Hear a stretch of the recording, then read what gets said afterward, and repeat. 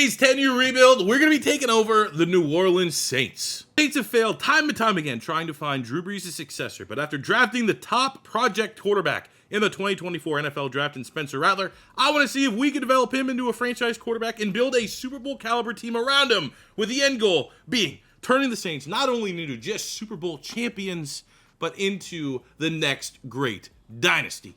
Looking at the Saints draft class from 2024, I think they did pretty well, all things considered. We got Bub Means late 70+, Jalen Ford 70+, Christian Boyd, nice rotational nose tackle. Spencer Rattler is clearly, if you click the video, going to be the man of the hour. Now, it's tough to get a face right for Spencer Rattler. He will just say politely his unique look, but probably the best developmental quarterback from the 2024 class. 93 throw power. You can't teach that, and I think it's inevitable that we'll at least give him an opportunity to see if we can develop into a quarterback. Will it be year one? I think we'll probably have to reevaluate maybe mid-season, see where we're at. I'm going to assume we're probably not going to be looking great under Derek Carr. So I think the sooner we get Spencer Rattler on the field, the better it's going to be for this rebuild. Really like what they did in the first two rounds, though. They got Kool-Aid McKinstry out of Alabama in the second round. He's rolling 74 with a dev trait, and they really need to get that third corner kind of hammered out in their secondary to pair with a Debo and Marshawn Lattimore.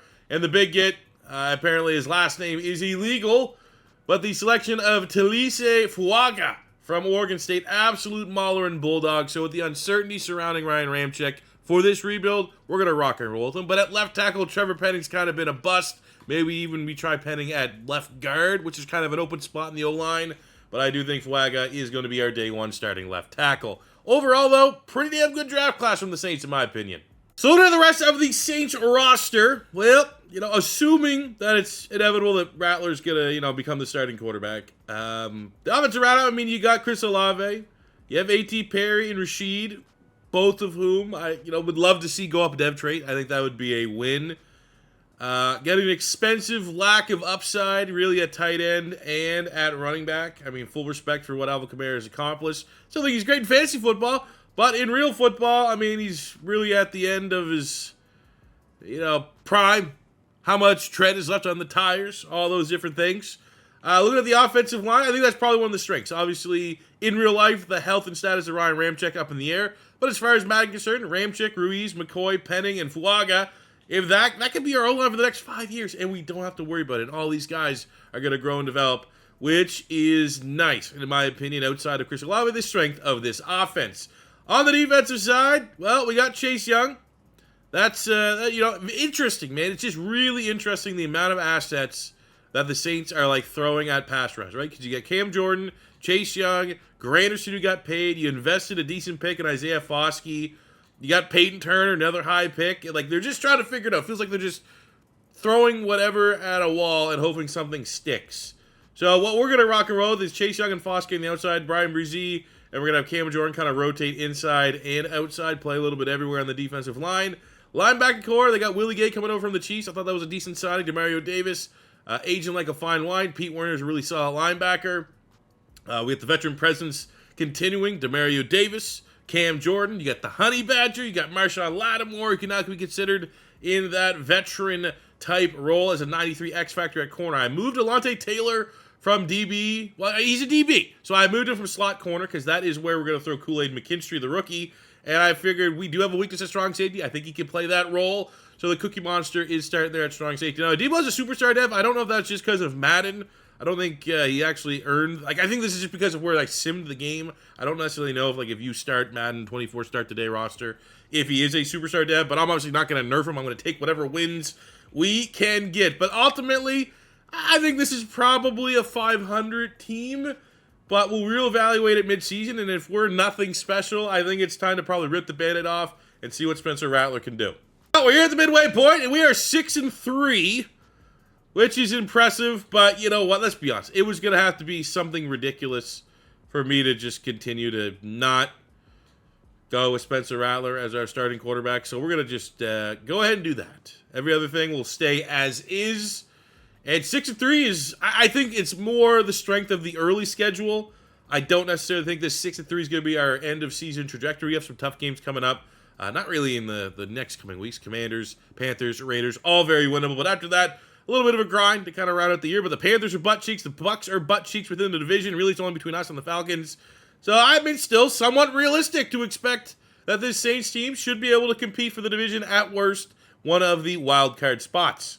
Looking at our salary, well, we got $41 million of available salary cap. Olave, fifth-year option, will get picked up. Trevor Penning, I mean, now that we're moving him into guard, I think we open up a whole nother room for development for him. Maybe we'll pick up that fifth-year option. As far as players that need to get paid, Peyton Turner, no thank you. Pete Werner, solid.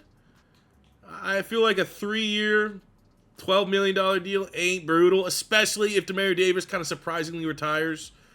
We have Willie Gay, another, I think there's upside there. Maybe room for development trade. And I think more so if Demario Davis retires, I could totally see it. Pete Werner, Willie Gay, especially if they start flipping some dev traits here. That could be our linebacker core for the foreseeable future. So we're going to go 3-year, $18.6 million for Willie Gay. Keep till he's 29 for the remainder of his prime. And he buys in. Juwan Johnson, solid, but I think we can replace it. Adebo, superstar corner, probably should get paid here. We'll go 5 years. I think we'll bump this up both of the 5. So 5-year, 50. Lock him in. Hopefully we don't lose that dev trade anytime soon.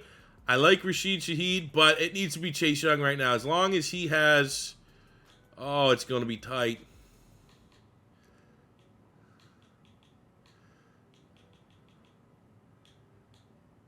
That is the best offer. We can go 2 years, 45. It'll be close. I think we'll get a little bit of money this offseason, so we can get that one over the line. And ideally, we can get Rashid back as well. And for not having like a sick roster, kind of surprising, all the way to week 17 to get our first breakout scenario is Pete Werner, one of the normal dev linebackers. And I said, between Werner, between Willie Gay at linebacker, I really thought you'd look at A.T. Perry and or Rashid Shaheed at wide receiver. I thought at least we get 2 of those players. One wide receiver, one linebacker. Not only to just get a scenario opportunity, but to cash out and grow their dev trade.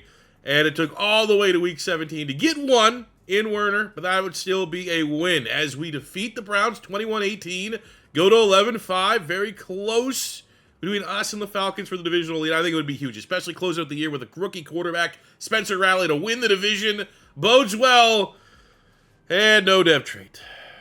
So we close out year 1. My expectations were like 9 wins. We go 11-6. We don't win the South. The Falcons beat us. We get to try to avenge that right away here in the wild card round. And you know what? We got to get a little Spencer Rattler rookie tape here in the rebuild. So we're actually going to hop in and, we'll play a little bit. Not enough to, for sure, see this victory.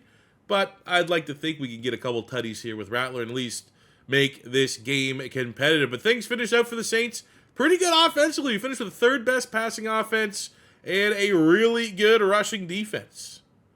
But for Dennis Allen, being a defensive-minded head coach, 20th overall, he's on a very short leash. I do think he's on the lower end of the totem pole of NFL head coaches. Not the best impression for his job security.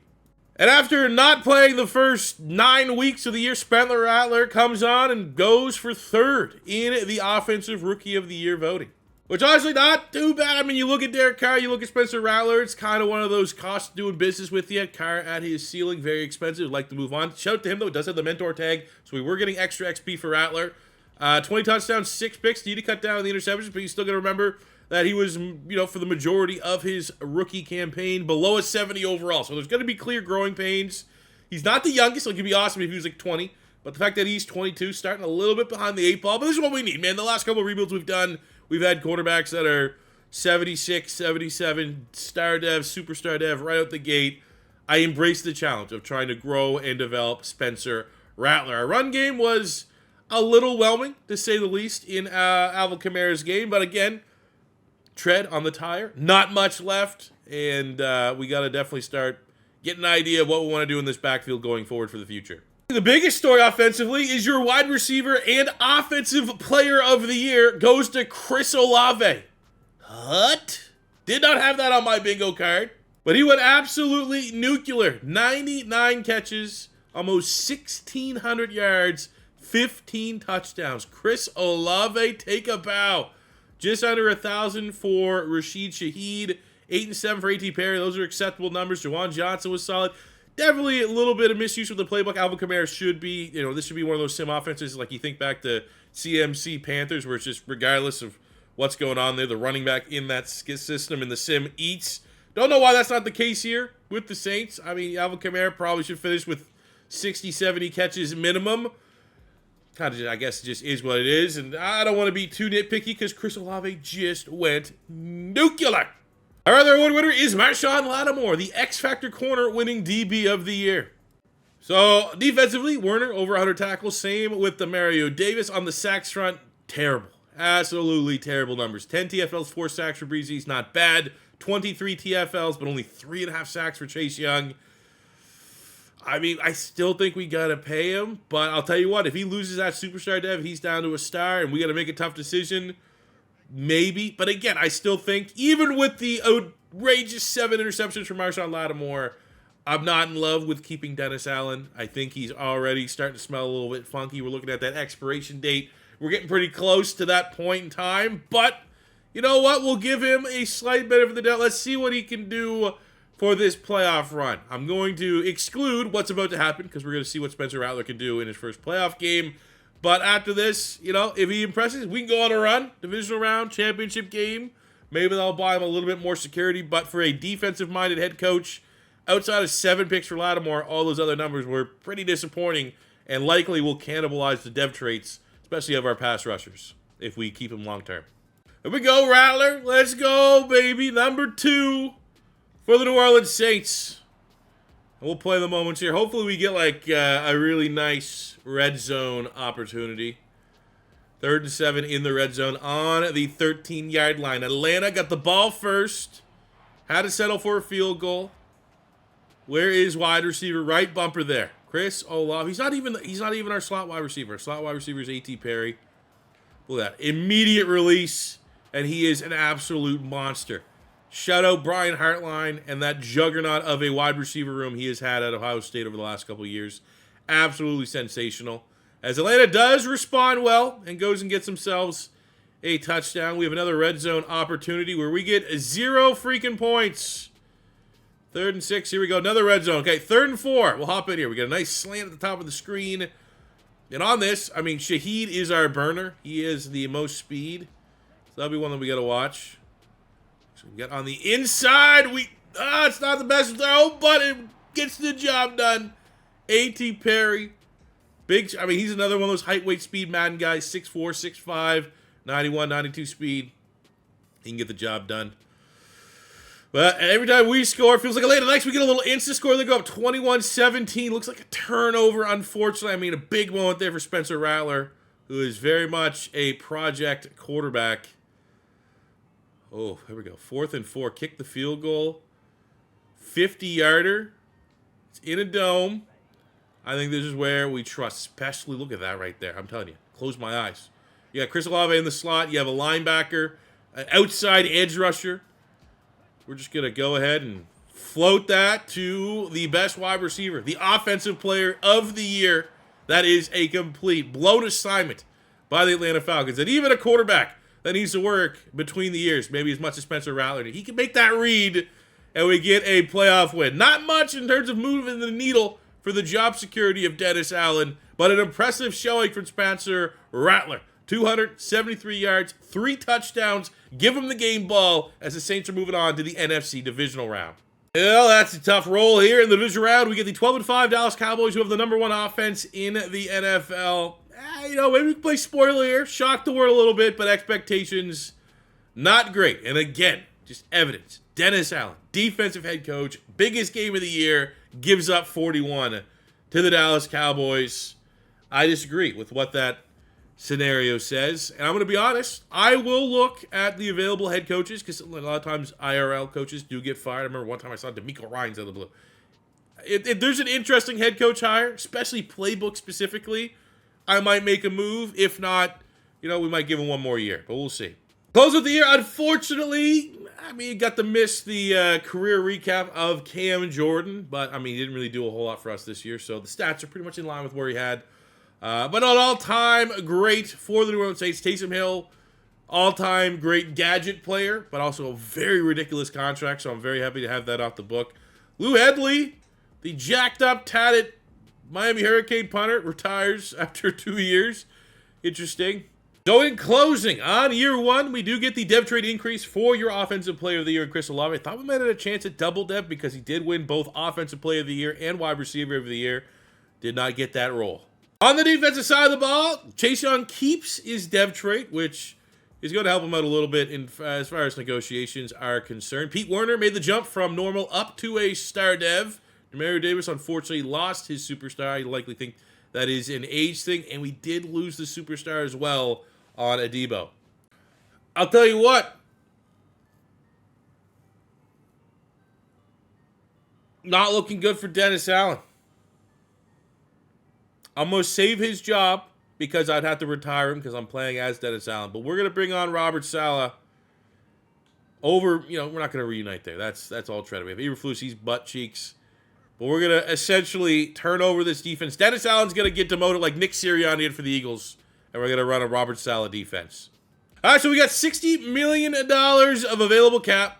And we got to figure out how we want to utilize that. I don't think we pick up the option on Penning. I think we lock him into a long-term contract. I honestly think the same could be said for Olave. I think we just get that contract handled.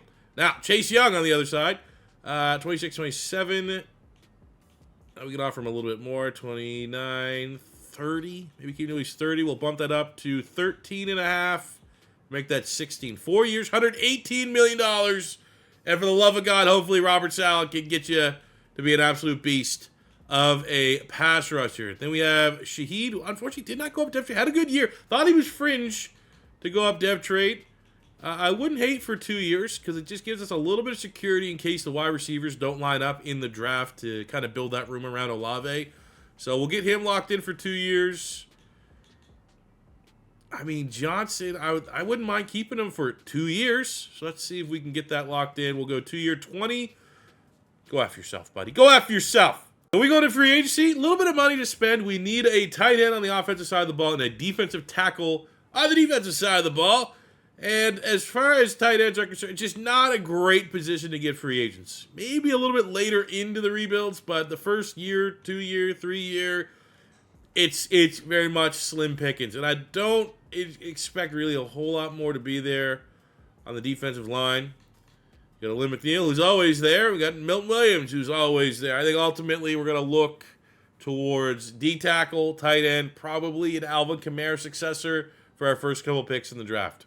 All right, so we're 3 picks away from our pick, and it is projected that we are going to get Mason Taylor at tight end, which LSU, local ties, son of great Jason Taylor, catching, 6'5", 245, athletically an absolute beast. The pick before us is the Niners, and they're projected to get Colson Loveland, who's also an absolute beast.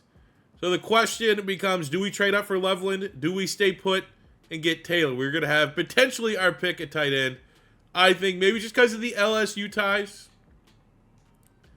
we don't trade up. But it'll be, I honestly, I can't. It's been such a long time since I've made this draft class. I assume Loveland is going to be the better prospect. I don't know what the difference is going to be. I don't know the dev trait difference. But checks out here in the first round. Mason Taylor, please just have a dev trait. Only 20 years old, so in a very, very high ceiling. And a big-time athlete as well. So in the second round, we're going to pivot our needs going from tight. I mean, hell, Mitchell Evans is still there. He's another one. Like, those are going to be the big tight ends. I'm going to be honest. Tight ends going in the first round. Like, there's probably a little shot that Mason Taylor actually goes in the first round, excluding the context of this draft class, where he looks like a first-round player.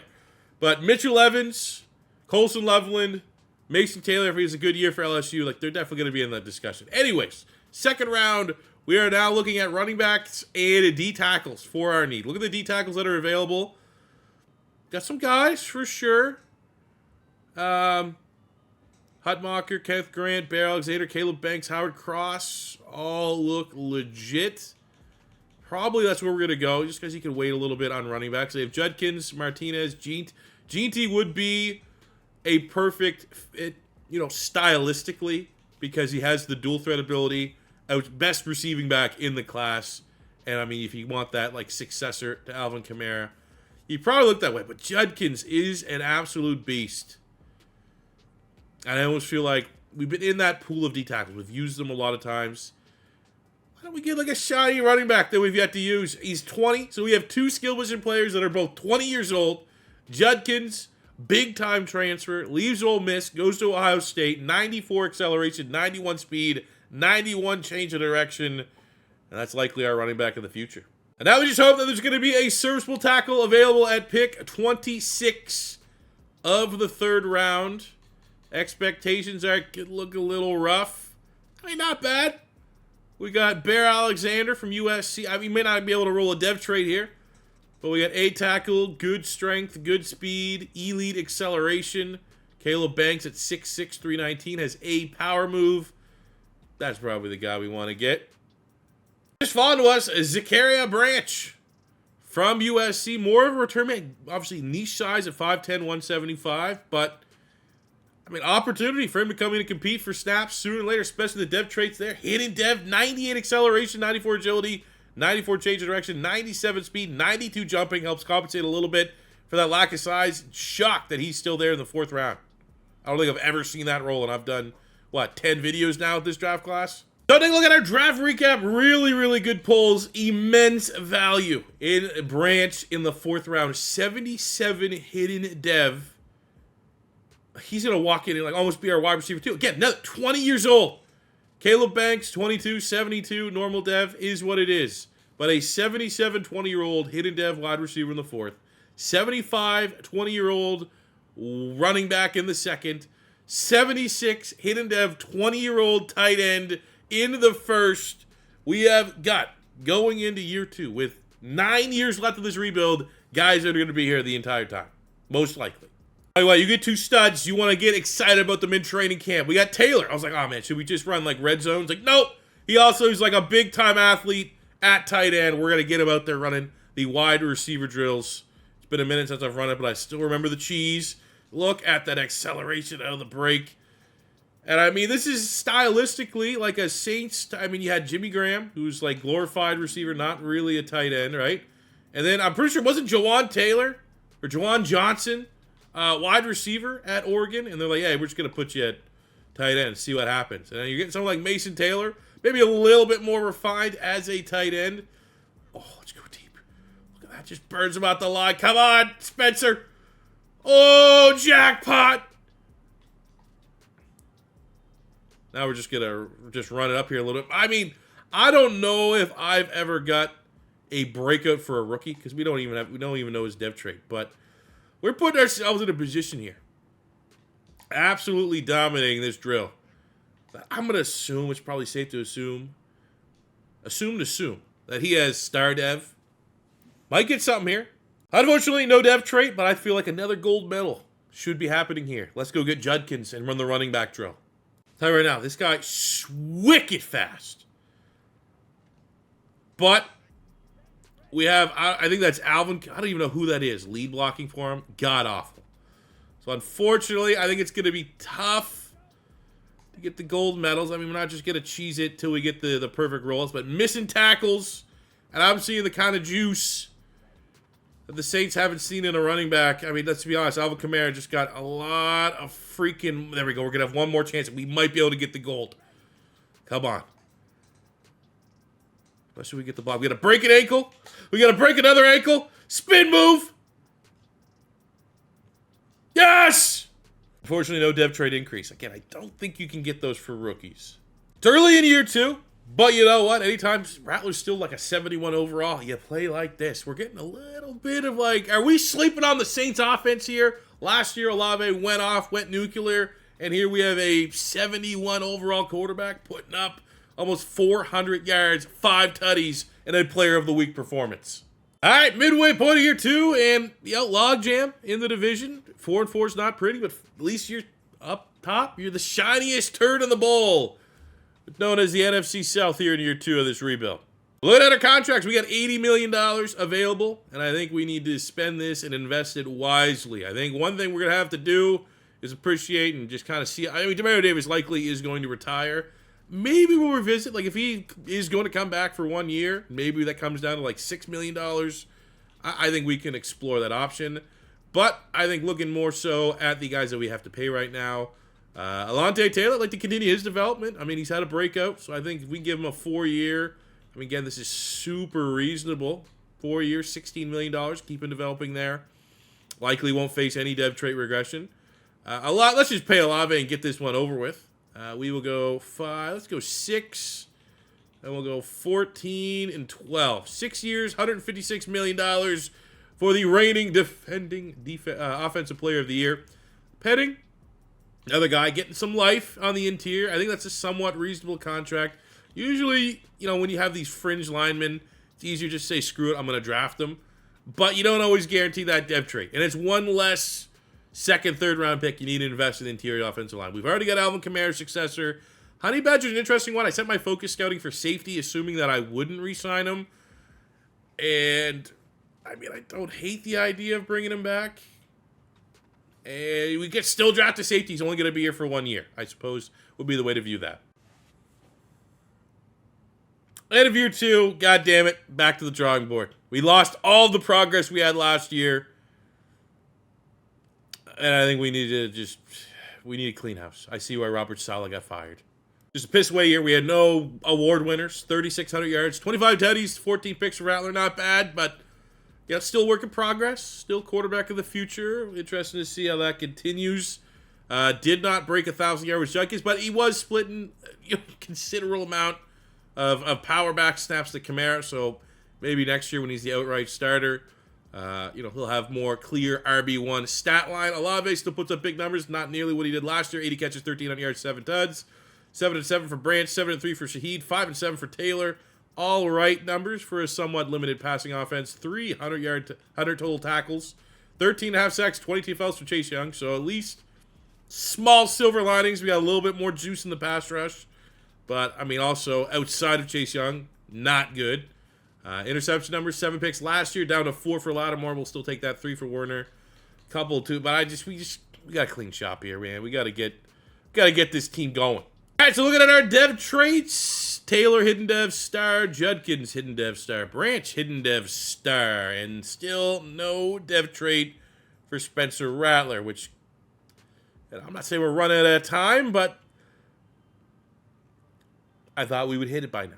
Defensively, we get a star dev trait increase on Willie Gay. We lose the star dev on Demario Davis, but we gain an X factor on Chase Young, which is huge given the contract that we handed out. Everyone else's depth traits remain the same. Also, tie that we can get out of Derek Carr's contract. Still a dead cap hit, but we do get some salary cap relief. I don't know why they thought this was a good idea in the first place to get him from the Raiders. But it's over now. It's also going to be end of the era for Alvin Kamara, who achieved in his time here with the Saints. Probably enters the discussion for the greatest Saint running back. I mean, there's been a couple good ones. Deuce McAllister.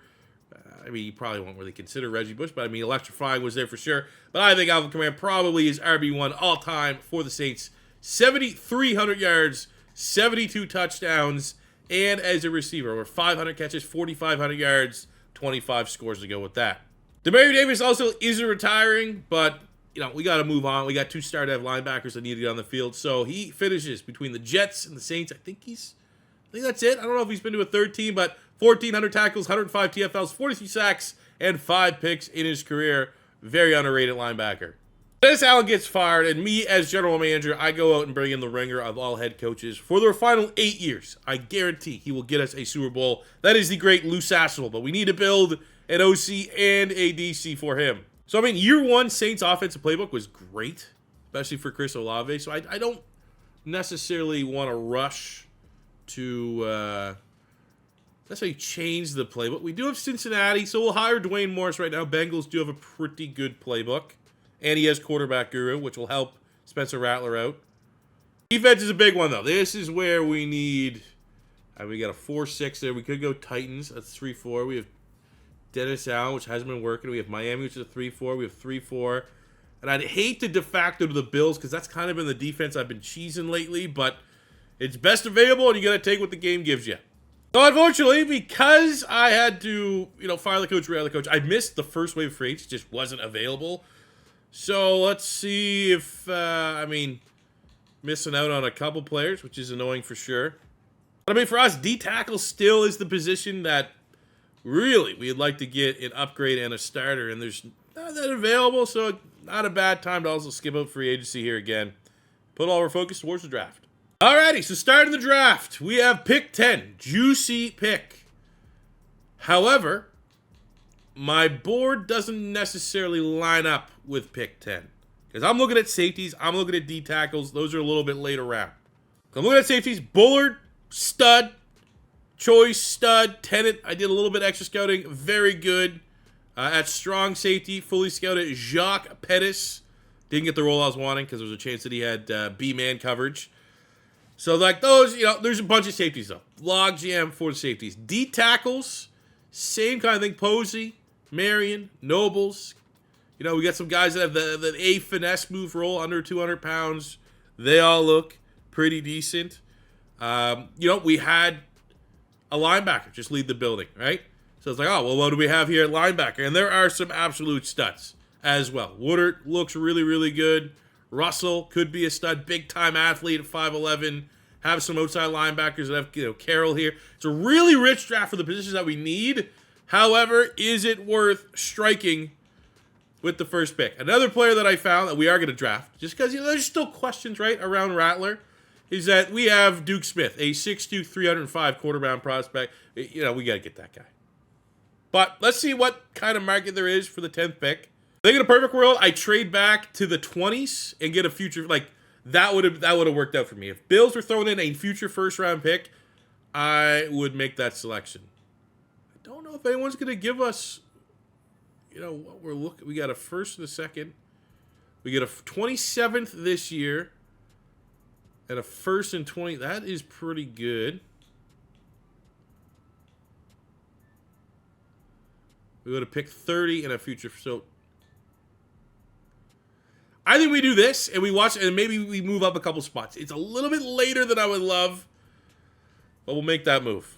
I want to jump up a couple spots here, so I throw in a way future third-round pick. That's the year that we have 2 firsts from this trade, and a 4th-round pick next year to move up 5 spots in the first round. And that's when we can draft the best safety available, which is Tremaine Ballard. Not going to start right away, but he is going to be our successor to the Honey Badger, as Tyrann Mathieu only on a 1-year contract. We get the B-man coverage, B tackle, B hit power, first in the 40-yard dash. He's the best athlete in a class that has some pretty good key ratings. Not the best athletes, so you trust the speed.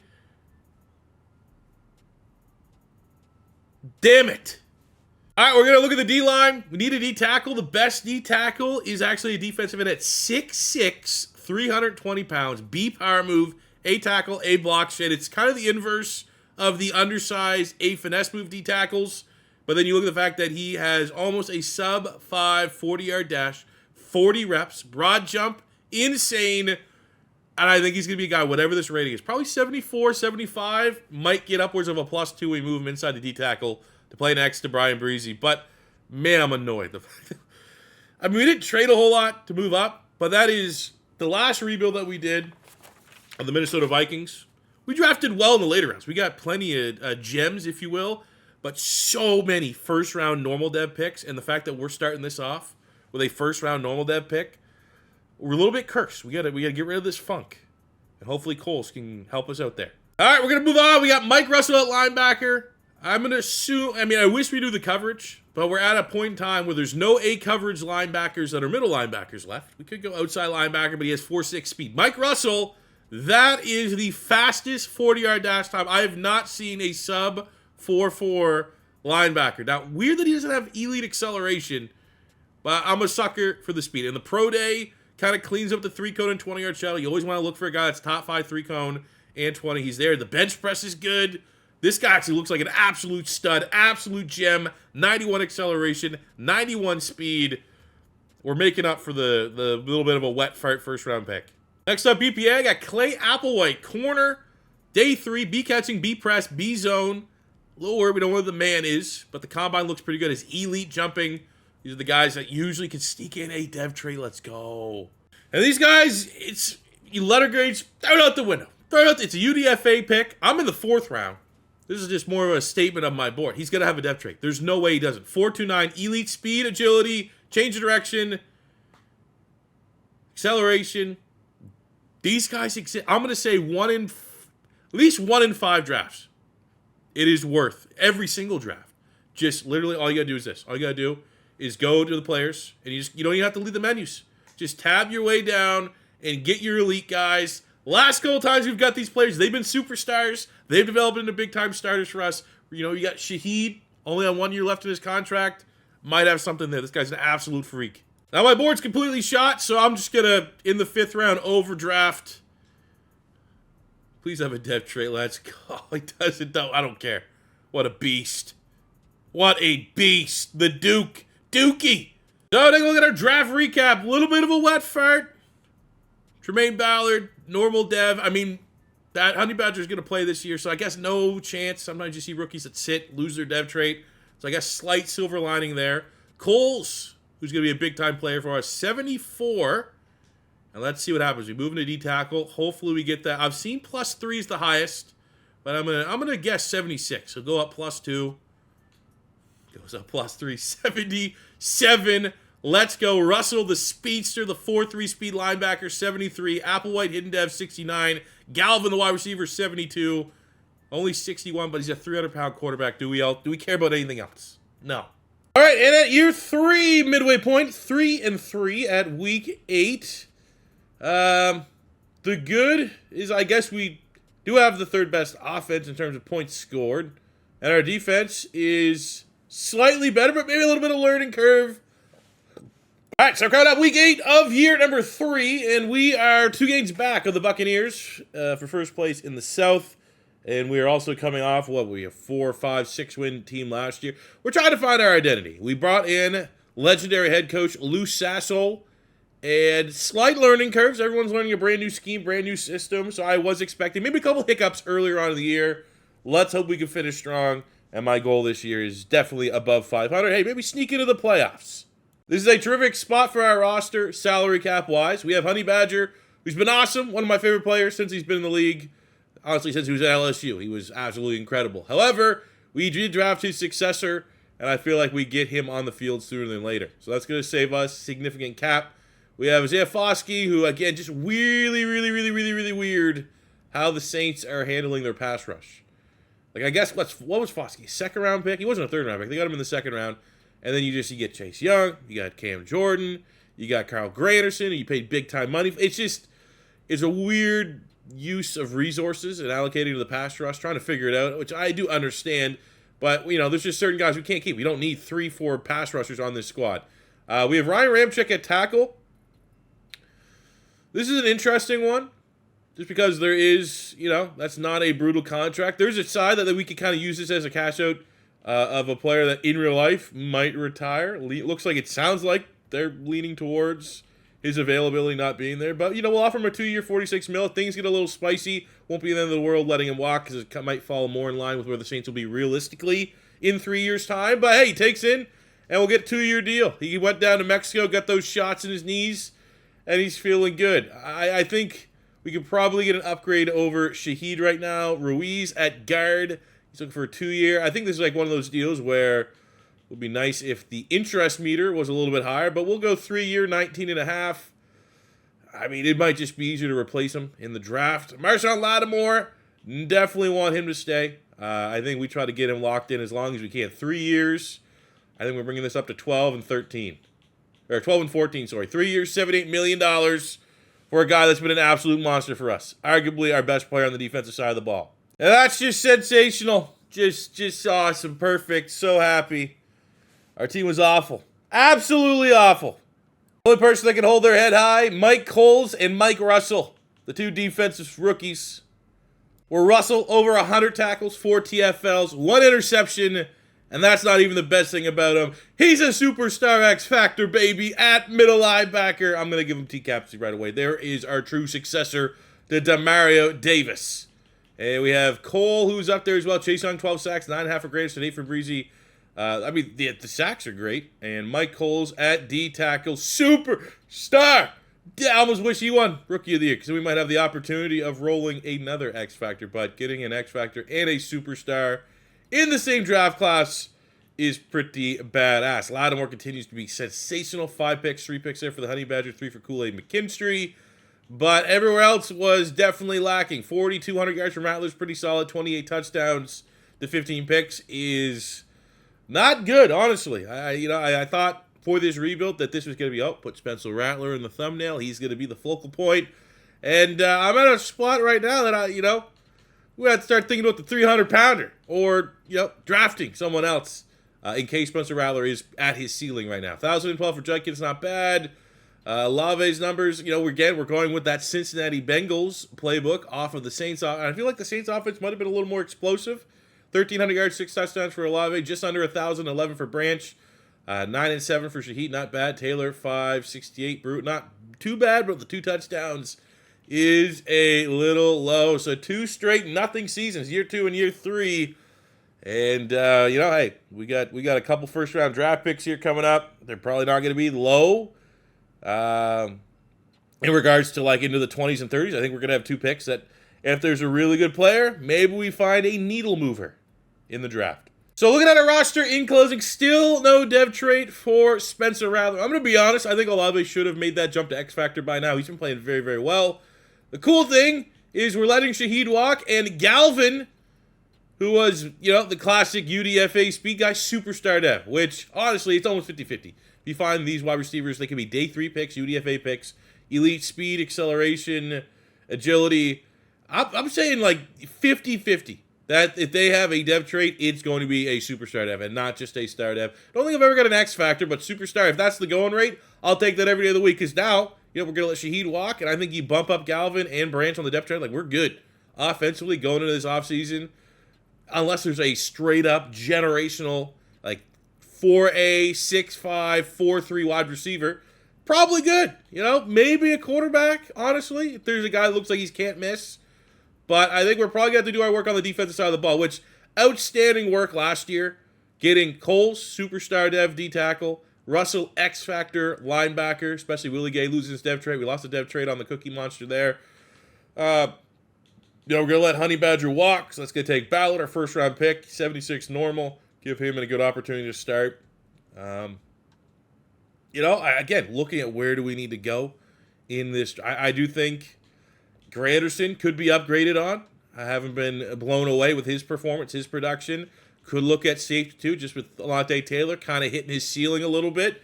But, I think our roster is a lot better than our record has kind of shown so far, especially these last 2 years. And just because he's leaving, let's appreciate everything Honey Badger has done. 966 tackles, 48 TFLs, 11 sacks, 38 interceptions for one of the most iconic DBs of this generation. We have almost $100 million. And he's still not... Oh, wow. Okay, fuck you then. And now we're in that weird spot where, I'm looking, we need a safety, but, I'd rather draft one than 27-77 kind of being the best of the bunch. And I looked at, maybe quarterback, if there's someone that's an immediate upgrade. We got Will Levis, who had some interesting tape drop this offseason, if you know what I mean. There's no one here. There's no one that really, Landon Dickerson's the only one. And I really do think long-term in these rebuilds, paying guards top-tier money, it's just easier to draft them and replace them that way. So, it's going to be tough with the idea that going into year 4, we need to turn around after a 5-12, 7-10 season, and we're going to have $100 million of salary cap worth of space to bring talent in, that there's just no talent available to throw that money towards. That would be at least smart with the idea of long-term thinking that this is a 10-year rebuild and not a 5-year rebuild. So, it's going to make it real nice when we got to re-sign our own players, but we're also in that discussion re-signing guys that have shown so far that they're not good enough. Okay, I was mistaken slightly. Hey, that's what happens when it takes 3-4 days to record these videos. We don't have 2 first-round picks this year. We have it next year, but we still have a top 10 pick this year, which I think we can do plenty of damage with. Looking at where we're picking, Isaiah Lawrence is obviously going to be very good, borderline generational. This TJ Grilkus tackle looks ridiculous. However, looking at our scouting, Tyler Alonso, who looks pretty damn good as a pass rusher, small school player, which kind of scares me a little bit.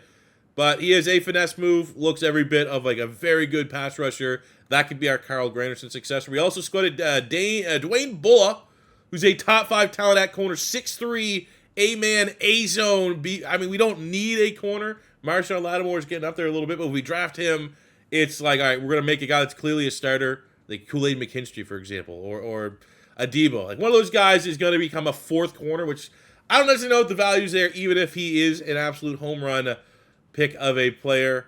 I do think I like the mock draft. I like the A finesse move. I like the fact we got elite acceleration, good to greats, and everything else. You look at the first to 3-cone, first to 20-yard shuttle. I think I'm pretty happy with this pick, and honestly, might be able to move on Kyle Granderson for some sort of, third round pick, fourth round pick. So at pick number 8, I think we stay with the board. Alonso was our mock draft pick. Trust our gut that this is what we need going forward at pass rush. Get a guy that we think has a ceiling of double digits alongside Chase Young. And let's see if he can follow a similar path as like a Khalil Mack, small school pass rusher that dominates in the NFL. Now here's where things get a little, I need a safety. Fact of the matter is, the only safety that even looks like he has remotely nice traits is Evan Morgan here, who has the two things that I don't look for. A tackle, A hit power, D zone coverage. The man best case is a C. You love the athletic profile. 4.40 at 220, like absolute freak of nature. Might roll a dev trait, but it's like, do we draft a corner? Can we move Kool-Aid McKinstry? Can we move one of our corners to the safety spot? And I guess it would be my argument here. We have Sterling Hodgins, 6'2", A man, B zone, C press, B catching. Obviously, we're not going to know outright what his tackle is. I don't think it's a B tackle, man. This could be an all-out DB. What we look for, because he also. Let's go with him. Please don't be normal. Let's go. 95 speed.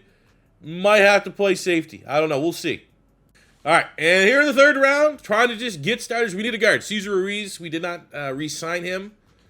I will say very weak at guard. You look at left guard, there was one draftable one in the whole class, which is kind of scary. Right guard, different story. We got Harper as the best. Look, that's Knox, A pass block. I mean, does seem kind of like a layup unless one of these guys is like an athletic freak. Harper is very much an athletic freak. Holy shit. All right, we might have a little bit of a decision make. Elite change direction. What's Frank Knox? We might be able to get both of them.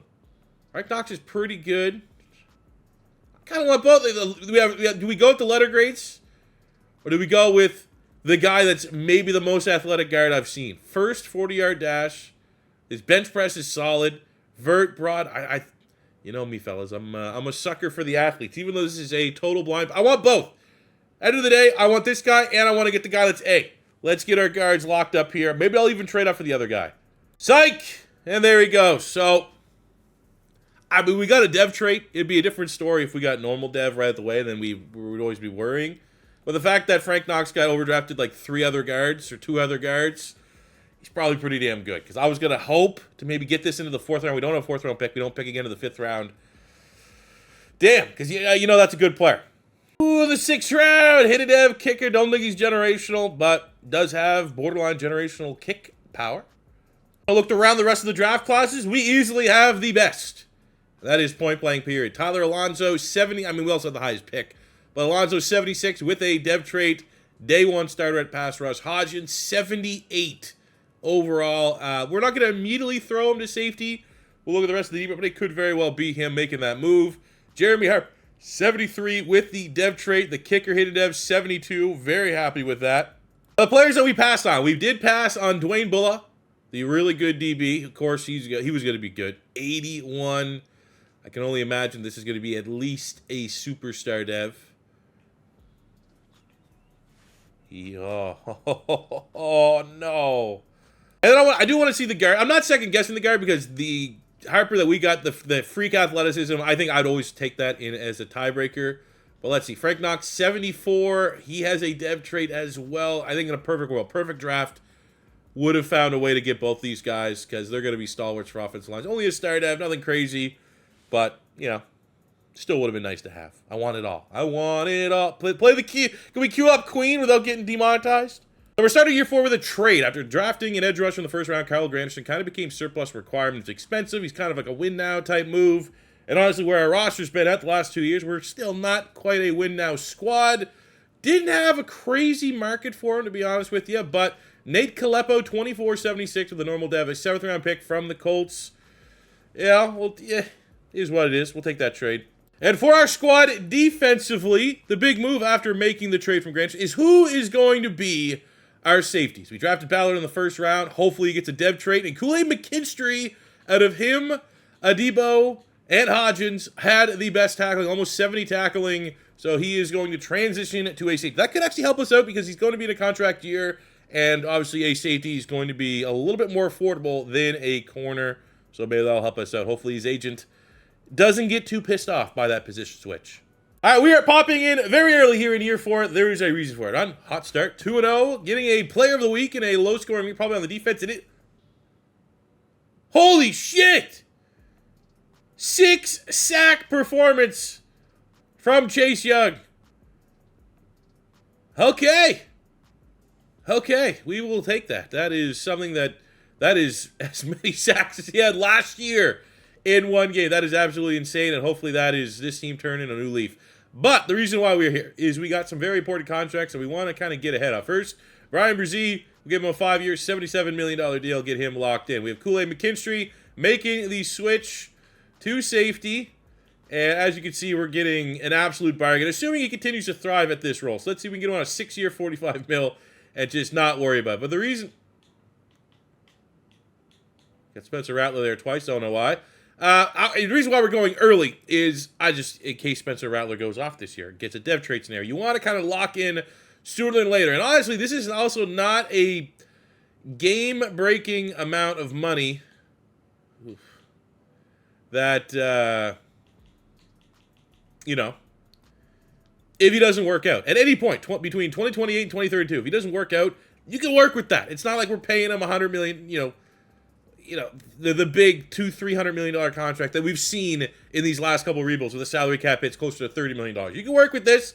So let's see if we can get Spencer on a 5-year, $81. Now, the only thing that is kind of a bummer is at the end of that 5 years, he's still going to be, 30 years old, primed for another contract, which could get kind of expensive. We have Aaron McCoy at center, who's solid, but also, I think we do need to be now somewhat conscientious of our salary cap. We probably can draft a pretty nice-looking center and get him on a rookie contract for the next 4 years. Same with Werner at linebacker. So I think we're going to kind of sit on our money and wait till free agency and maybe make a splash move finally in free agency, assuming that the free agency pool works out with us this year. All right, we're going to come here week 8. Might as well use this now is where we usually talk about contracts, talk about the ups and downs of the squad. We were on a heavy win streak. Unfortunately, we lose against the Bucks, which always sucks losing within your division. However, we did get a breakout scenario for Kool-Aid McKinstry, who is thriving at the safety position. Also, got him locked into a contract, so we can get him up to a superstar dev. Everything is coming up Kool-Aid here. And we also have a breakout player. Might have been him, player of the week. Oh, it's our superstar linebacker, Russell. And by superstar, I better correct myself. That is an X-Factor linebacker, getting 9 tackles and interception. A little bit on the low side of hype defensive player of the week performance. We also will set our scouting focus. We do need a new center. We do need a new linebacker. And, of course, that is the weakness of the draft. So, I guess let's do let's go tackle, I guess, because even a bad tackle can kick inside the guard. And, Ryan Ramchek's not getting any younger. Could be a good position. All right, back. Can Kool-Aid McKinstry pop off against the Falcons in a huge matchup for the top end of the NFC South? We get the win. Let's go 35-28. Did we get the dev trait on Kool-Aid McKinstry? God damn it, man. Dev traits have been few and far between in terms of hitting scenarios these last couple of rebuilds. It's like they've nerfed it. All right, and we close out year 4. Not good. We collapsed. We had, 7 wins at the midseason point. Finished with 8. Again, I don't know how the defense is that bad. Like, you might just look at this like, it's a Spencer Rattler problem. No, we have a top 5 passing offense. It's everything but Spencer Rattler. That is the problem. Rattler is honestly almost starting to play like an MVP. His contract looks outstanding. He finished 5th in yards, 5th in touchdowns, 4,500 yards, 36 touchdowns to 8 interceptions. Everyone else is failing him. We did also get Defensive Rookie of the Year in Tyler Alonso, which you love to see from a pass rusher. And I mean, that's a respectable rookie season. 12 TFLs, 7 sacks.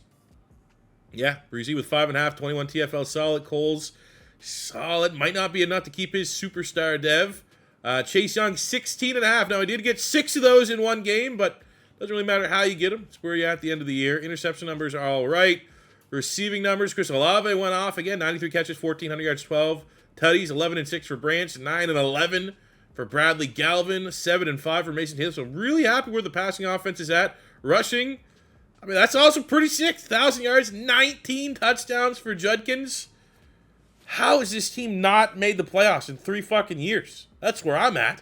For winning Defensive Rookie of the Year, we got a very nice 3 skill point end of season bump up for Tyler Alonso, which with our boost is going to have him entering his second campaign, his sophomore season, as a 85 to 83 superstar dev pass rusher.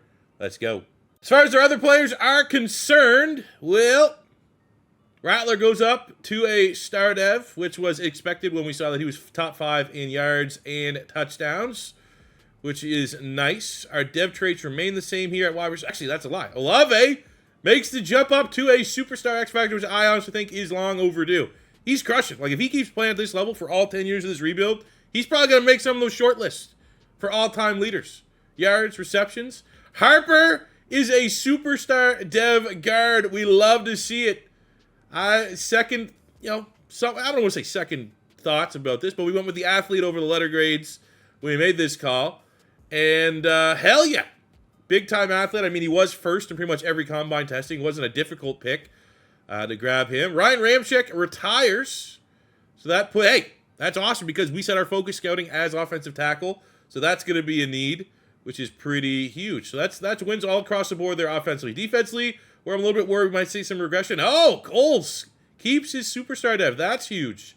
Russell keeps his dev. No one went up a dev trait. Hodgins was a hidden dev corner. He's a star. Actually, that's a lie. Ballard goes up dev trait. Love seeing that. Our normal dev first-round pick from a year ago finally pops off. We lose the star dev on Warner. So we go into this draft, this offseason. I definitely think getting a younger linebacker with upside to pair with Russell would be huge, and definitely need an offensive tackle in a big way. But other than that, not a lot of needs for this team that surprisingly has not made the play. Like, I don't really know what else I need to do better. On top of all that, we're going to pick up the 5th-year option here, Mason Taylor. It's not too bad. I do think we just try to get a new center here. I like Eric McCoy, versatile player, but we have our, put in quotations, franchise quarterback at Spencer Rattler under contract, and we still have an insane $97 million salary cap. Now, we also have drafted very well, and we're going to have some guys that are on rookie contracts that are going to be very expensive. Looking at the X Factor linebacker, looking at, the wide receivers that we've been able to acquire. But I think we're in an outstanding spot with our salary cap space right now. So you know what? We got Kalepa. We got in the trade there for Carl Granderson. 77 center. It's not a dev trait, not a huge upside, but it's, center can very much go at the bottom of the totem pole when you're looking at where we need to get better this year, be it, tackle first, clearly, biggest need, linebacker second. We have cover at center if the right center's not available. You don't have to reach or anything like that. Unfortunately, in free agency, not much at tackle. Could get like a Band-Aid, but I like someone that has a little more ups, like Suamadia's there. Interesting, 25-78. There's just no dev trait. Contract's not brutal, but I would like to just take a swing in the draft, ideally. We didn't make the playoffs, so we're going to be able to have a opportunity at getting some of the top tackles in this year's draft class. Linebacker, another need if the right fit becomes available. You got Steve. This guy is he a pass rusher? 6'5", 235.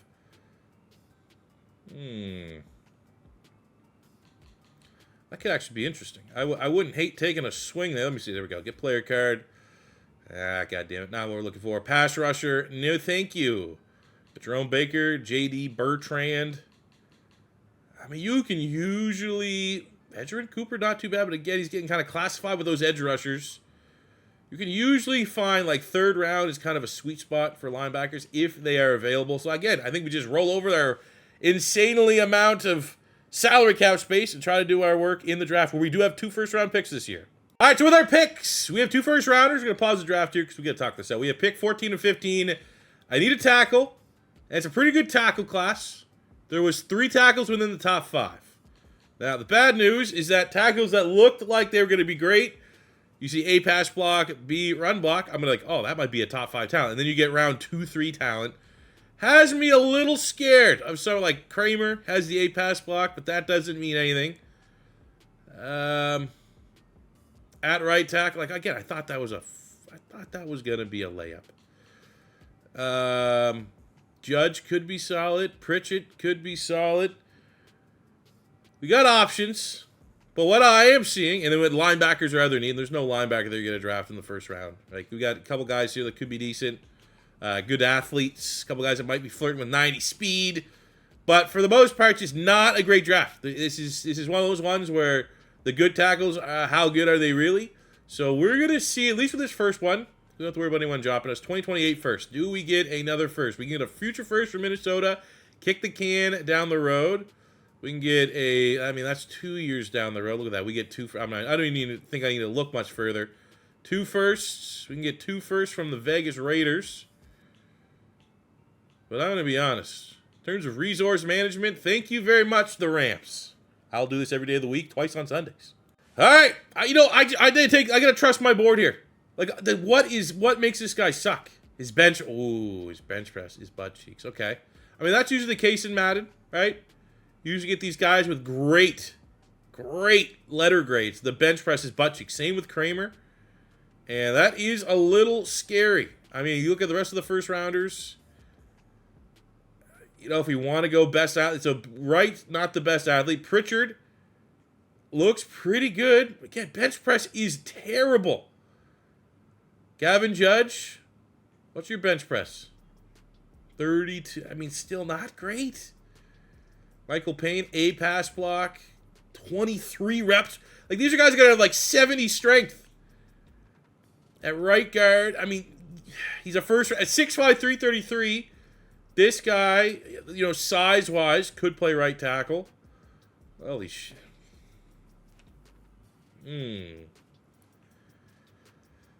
I mean,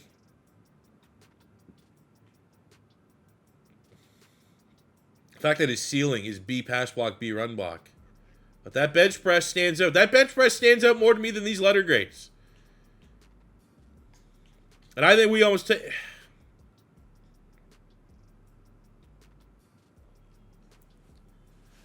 I don't know. Don't love it, but I felt pretty good there'd be a dev trait when you are first in bench press.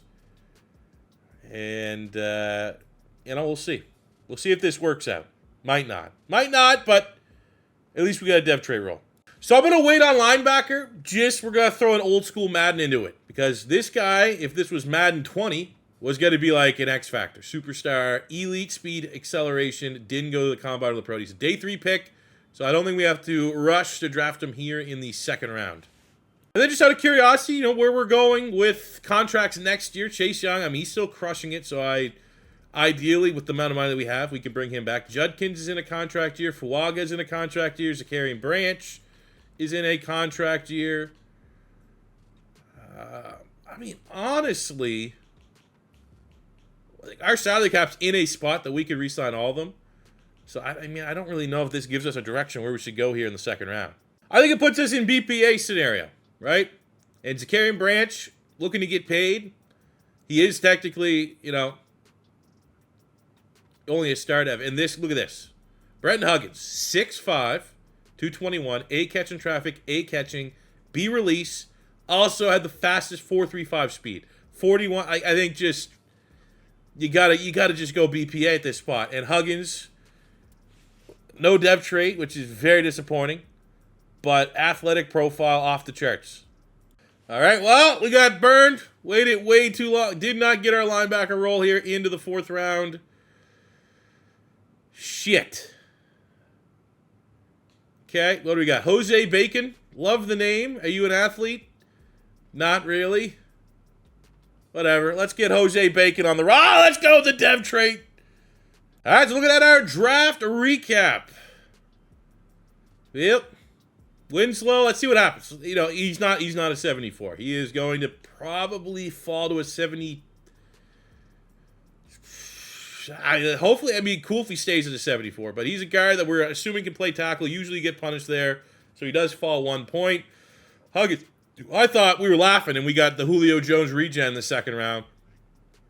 The rating's solid, 75, but normal dev's a little bit rough. Bacon got the dev trait, 64 base rating, though.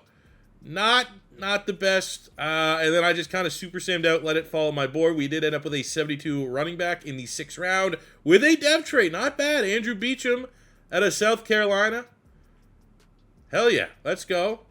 He had like 2 A's in his letter grades. Those seem to usually track pretty well for those 4th to 6th round running back range. But weird draft class for sure. But hey, we got to start at right tackle. Ain't bad. Could be worse. All right, so I mean, we used to do these rebuilds in 5 years, right? It was a 5-year rebuild, and we are in year 5 right now, and we are still struggling. We are on year 1. We went 11-6, made the playoffs, got a playoff win, and then year 2, 5-12, year 3, 7-10, year 4, 8-9, and here in year 5, I mean, we are still only a game back for first place in the division, but also we're 500, and we could be a 2-game losing skid to be 4-6. And we had to blow it up. I'll say this. I did focus scout quarterbacks this year in the draft. Now, I think that's the least of our issues. I think our defense has been fucking terrible, ranking-wise. We've had good box scores. Sacks have been all right. Interceptions, we had 7 picks. Marshawn Lattimore a couple years ago. I just don't understand how this is not working. Because we're using the Bills' defense, which has given me top 5, top 3, number 1 defenses. I don't know why it's not working. I'm very confused. Looking at our contracts, we have $113 million.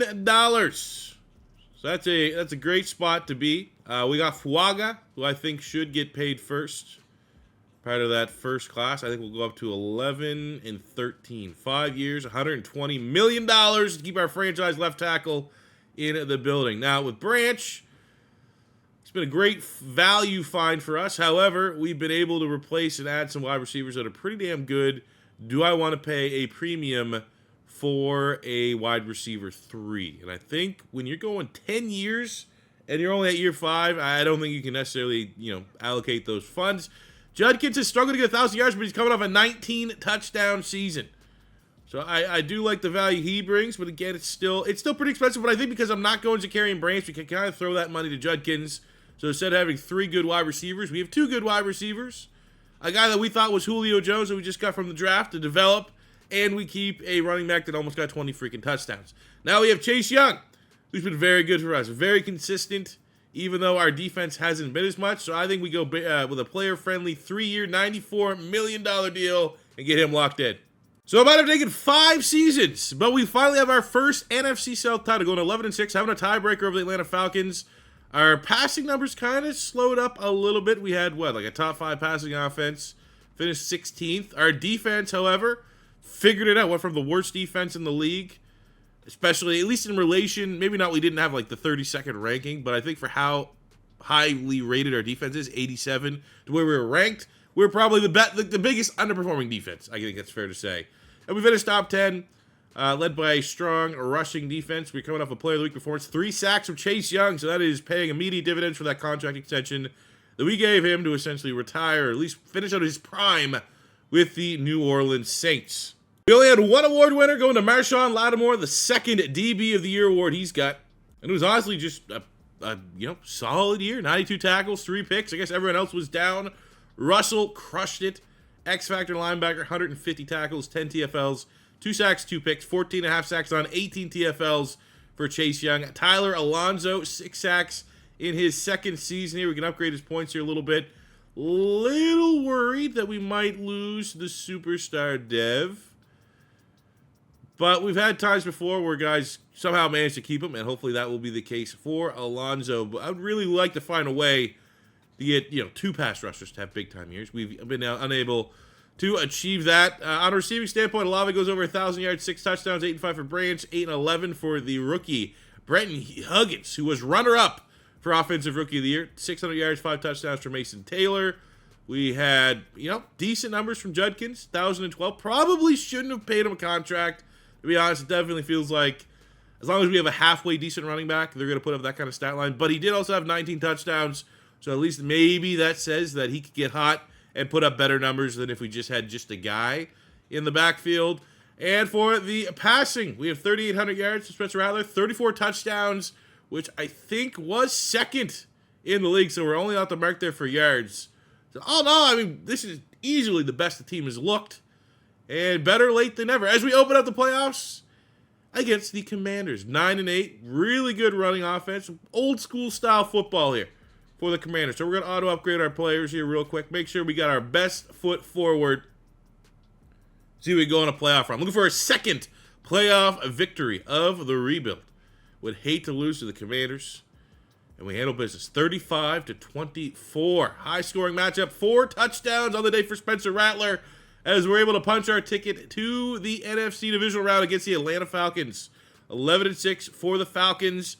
They have a good rushing offense, top 5 overall defense. So again, we'll continue to respect our opponent by auto upgrading our players here and hoping that we can get to our first NFC championship game after multiple years of underachieving. We are there. 27-22. The Saints move on. Paulson Adebo, 5 tackles and an interception, sends the good guys to the NFC Championship game against the also 11-6 Minnesota Vikings. Now, this is a matchup I don't even really need to go into the breakdown. I know they're going to have a good offense. We just did a Vikings rebuild. But this is still an 87 overall team against an 84 overall team that has an 81 defense. Points will be scored. And I truly think that if there's no cheesiness. This is just best on best. There's no injuries. We should have like an 80% chance of getting to a Super Bowl here in year 5. However, Madden Sim gonna Madden Sim. And a 4 touchdown performance from Spencer Rattler. Not good enough. God damn it. Well, I guess at least we lost to the eventual Super Bowl champions, the Vikings, with Jaden Daniels as their quarterback. For our squad in closing, dev traits, star for Winslow, who is our right tackle. No one went up or down on the offensive side of the ball. Defensively, Chase Young with their dev. Alonso keeps his superstar. Hodgins makes the jump from star up to a superstar. Don't think we lost any dev traits from at least our starters. So, all in all, not a brutal year, and hopefully we can build on it going into year 6. So going into the offseason, we do need a new starting center, which likely we'll just wait until the draft to do. So we'll check out free agency. But I think offensively, we're kind of where we want to be. We got Huggins, who doesn't have a dev trait, but 6'5", elite athletic profile, and now he's going to have an opportunity to get on the field a lot more. And I think he'll be a guy that can make the most of his opportunity. But we got X Factor, we got Superstar. It was a 90 at the tight end spot. Rattler's playing his best football. I think we're good offensively outside of a center. Defensively, this is where, linebacker will probably help. We took a swing last year. We got Bacon, already lost his dev trade. He was a hidden dev. But I mean, when you have one linebacker that's so freaking good, you almost feel like you could cheap out. He can elevate lesser talent around him. But I think the discussion needs to be had that linebacker, center, Ballard, we didn't pick up his 5th-year option. So, I mean, you could look at a safety, BPA. It's an interesting offseason. We're in a weird spot. But, yes, linebacker and center would be the big 2. And, we like Spencer Rattler. We've seen enough good to say, you know what, that's kind of the theme, the vibe that we started this rebuild with. But there's an opportunity here. You got Drake May, 99, superstar on the market. Josh Allen, Justin Fields. I mean, you're starting to get in the weeds down there a little bit. But there is a quarterback. We are technically passing on a quarterback who for sure would get us to a Super Bowl. But looking at our squad, center, pretty weak. Kalepo, our existing starting center, is the best available option. It's just kind of how it rolled out there. So we're not overly interested in that. And then looking for off-ball linebacker. Eek. Ooh. I'm a little interested here. Leonard Barton, 3-year deal. It's only 24, 78. We get him? Hell yeah. All right, so what I've kind of just thought about, unless we have clearly like a big-time position, I'm just going to keep focus scouting quarterbacks so that if it becomes like, oh, we found a guy that might, get us past this apparent ceiling that we may have with Spencer Rattler, we will find. But look at that, 2 top 5 quarterbacks, garbage, bust type picks. So I did focus scout all 3 of the top centers, and they all have pretty good traits. Miles Thomas for a first rounder. We got Hunter Groves has A pass block. We get the A pass run block on Calhoun. So all look like somewhat viable options, which is a good roll. Now we're coming in a roll where we have 2 first-round picks next year, 2 first-round picks this year, so we can do a lot of damage if there's a big-time generational type player available. However, this draft is definitely not one of the drafts that has a player that is worth trading up. And I'd hate to just this kicking the can down the road type mentality, but until there's that guy, and I will be making, I will make it very apparent that there is a guy that is worth trading up for. I think we just chill and we keep as many firsts as we potentially can get. So there's no 2 first-round pick type trades, which I guess makes it a little more realistic. But we're getting a future first next year. So that would give us 3 firsts next year from Carolina. We could get 3 firsts next year from the Raiders, 3 firsts next year from the Vikings, but Vikings are really good. 3 firsts from the Broncos and the Bills. Now the Bills just let Josh Allen walk, so that's interesting. I'm gonna gamble the Bills are not gonna be the same without Josh Allen, and we'll get a first round next year, and we still pick at pick 29, I think, this year, which will be a great range to still get a good center. Let's go. It's not a sexy pick, but when your team need is clearly center, and you get a center with a pass block, great athletic profile, and you get a hidden dev, you got to take that to complete and anchor the offensive line for the next 5 seasons minimum. Brian Breezy, I think he's coming up for a contract soon. So we got Mark Ruiz at D tackle at Colorado. A finesse move, B tackle, combine, great. Top 5 in the 40-yard dash, gets over 30 reps, 36 at his pro day. 2nd and 3 cone and 20-yard shuttle. This is the kind of athlete we like to cultivate on the D-line. My boy was kind of shot after that pick. We did end up getting, not a brutal end to the draft. Going trying to grab some good athletes here or there. 4th round here, we get a 70-plus corner out of Ohio State. We got a 73 linebacker out of Auburn, Ben Weber, with a dev trait. More of an old-school style, probably a special teamer. But you know what? We do need 3 linebackers to start in base front. We got Lander Barton in free agency, so we'll make him our right outside linebacker. Might be able to find a way to get on the field there in limited snaps. I kind of whiffed on the safety here at Singleton. It was more letter grades over athletic grades, and that kind of bit us in the ass as he only has 83 speed. But Ruiz 73 with a dev trait, and Groves 75 with a dev trait. All in all, real nice draft class, because we also got a future first-round pick out of it, giving us 3 next year, where hope to God we can get a generational type player role. Almost regardless of position, we'll go for it. All right, we're turning the corner here. Midway point, year 6, 6-1, sitting with a 2-game lead on the NFC South, offensively and defensively. I'm glad we were patient. There were some dark days there. There was some, do we repanic again and completely clean house for a second time? Getting rid of the OC, getting rid of the DC, bringing in some new playbooks. We stuck with it. I think now, year 6, 7, 8, 9, 10, I think we're in a great position. But all that is being said we have probably our biggest in-house signing period right now. Luckily, we have a lot of money. We got Mike Coles at D tackle. There we go. Get him locked in. The interest meter is there. I need him to. There's no ifs, ands, or buts about it. His play needs to step up for sure. But I want to gamble that he will reach his ceiling. Galvin at wide receiver, also another important playmaker for us. So let's see if we can get him locked in on a 4-year... $34 million. I think that's a very reasonable contract. Mike Russell, the rule of thumb is usually don't pay linebackers, but he's getting like 150 tackles. He is firmly the successor to Demario Davis that we are looking for. Worth every penny. Mason Taylor's also been, solid. Do you pay that kind of contract, however, for 600 yards, 5 touchdowns? I just don't think tight end is a focal point to justify that kind of contract. Ballard's developed nicely. I think we honestly get him locked in for the remainder of the rebuild and hope that he continues to develop. I'm not foreseeing him losing and regressing on that dev trait standpoint, so he could very well get into the 90s. Marshawn Lattimore, another veteran player, worth the price of admission. He's been a ball hawk. I'd rather pay him than a Debo every day of the week. I think we'll probably move on from Penning, but I definitely am going to come back and get Marshawn Lattimore signed on. Hey, we're going to give him about $1 million more, but he's locked in for the next 2 seasons and hopefully retires as a Saint. Oh yeah, seal the deal here, finishing with the top 10 offense, almost top 5 defense, 13-4, our 2nd straight NFC South title of the rebuild. And we're going in the right direction, 1 seed in the NFC. Spencer Rattler within the top 5 of the MVP race. Even though honestly not crazy. Top 5 in yards, 29 touchdowns, 4 picks. Kind of a mid-season, to be honest with you. We did finish with no award winners, so I will definitely take team success over individual success. 1,300 yards, 8 touchdowns for Judkins.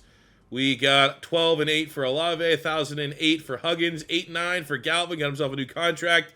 And again, I think we're just in not paying Mason Taylor. That's, you know, when you're doing 5-year rebuilds, keep your roster together, keep your squad together. When you go 10 years, you gotta earn your contract. And I'm seeing a solid tight end that's, you know, fringe top 10. And I'm not paying a fringe top 10 tight end, what was that, like upwards of $12, $13 million a year.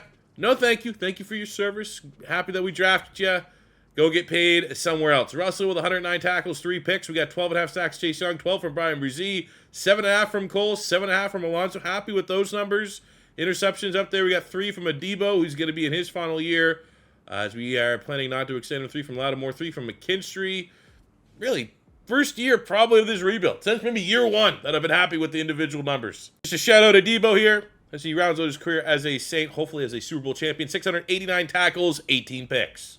First round of the playoffs, we got the 10-7 Falcons. We are the 1 seed. We are the big dogs. Atlanta's good. They've been a pain in our ass this entire rebuild within our division, and it fucking continues as we lose 0-1 for the playoffs here in year number 6. Honestly, humbling. Give up 34 points, and it wasn't particularly close. This game, I don't want to say it was over by halftime, but my God. Back to the drawing board. All right, so for free agency, got to spend a little bit of money here. Got to try to improve the squad at 2 positions in need, just so it doesn't all go reliance on the draft. We got Noah Petty at guard, $25.80. Honestly, reasonable contract. And Kavanaugh at tight end was also $25.76 with a dev trait. Means we're going into this draft, multiple 3 first-round picks. Again, hopefully we can find a potential generational guy. If not, you know, we'll be smart with those assets and resources. So, you know, we kind of been kicking picks down the line here. Well, we got 2 picks within the top 5. I feel like it's time we cash them in. All right, like, you know, there's only so much I can kick a pick, you know, until it's like, all right, C4, make the goddamn picks, bud. Stop cheesing it. Breeland looks very good. A zone coverage, A hit power, elite speed. He should fall in our lap to the 2nd pick. He's gonna be awesome, and I think we just there's gonna be so much temptation to trade that 4th pick. We'll see. We'll see at the 4th. I might have to continue this vicious cycle. Because we don't have to trade up. We'll see.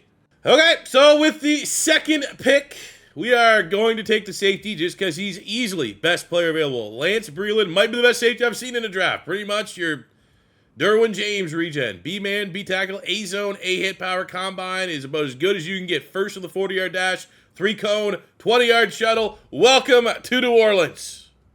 Don't even need to look any further. Thanks for doing business. Appreciate it. Thank you. Thank you, divisional rival. Thank you. Oh, the rich get richer. We got Sean Donaldson, top 5 true talent corner. He was like, I don't think he's going to be there. He's there.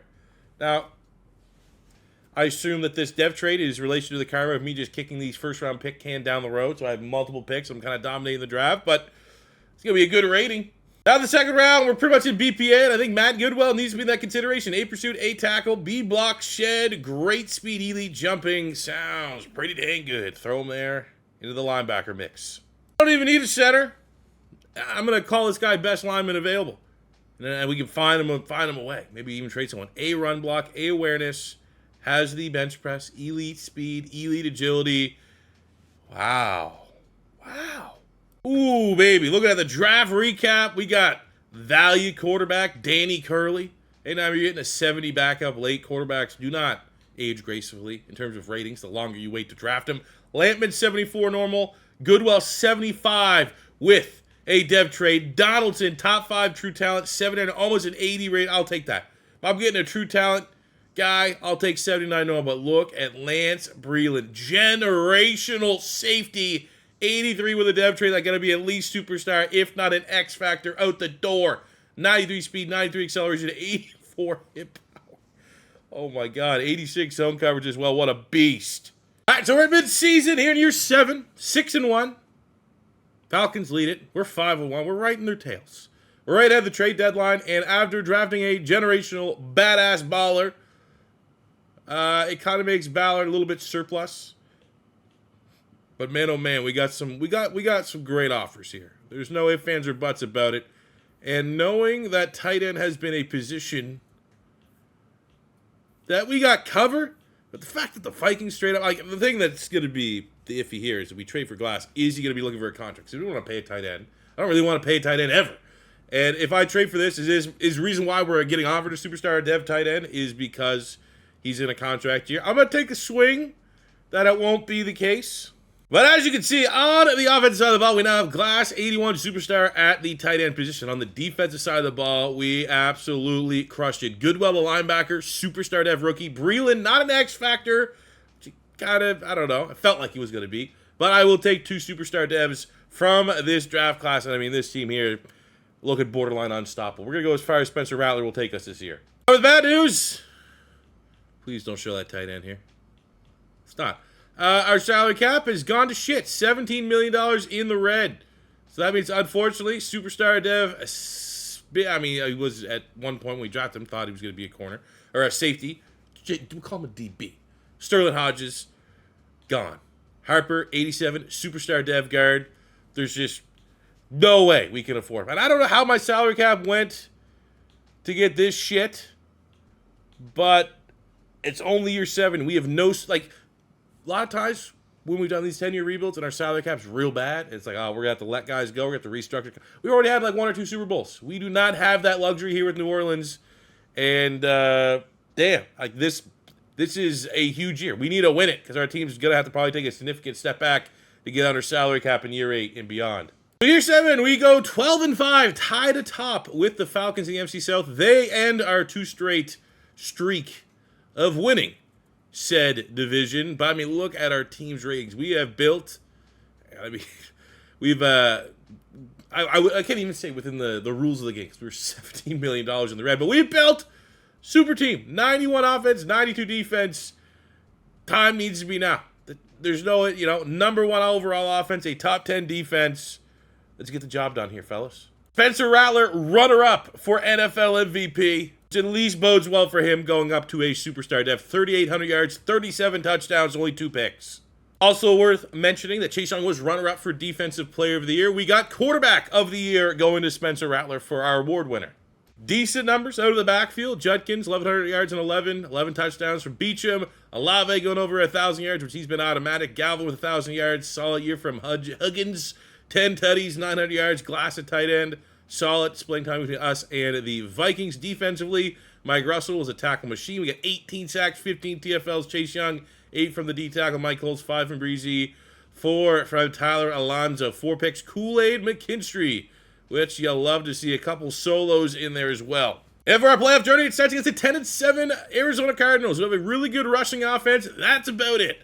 So I do think I feel like we're the better team. I feel like that last year when we crashed and burned, but we handled business 31-24, setting up a matchup against Jaden Daniels and the Minnesota Vikings. Going ahead of this one, I think we show them respect. We'll auto-upgrade our players. Breeland, freak safety. It sucks, man. We're going to lose 2 superstar players that we've drafted. It's what I'm trying to think, like the Judkins, like in hindsight, the Judkins contract, we don't give him that. We're probably keeping one of those 2 players. Right? Should have never paid a running back.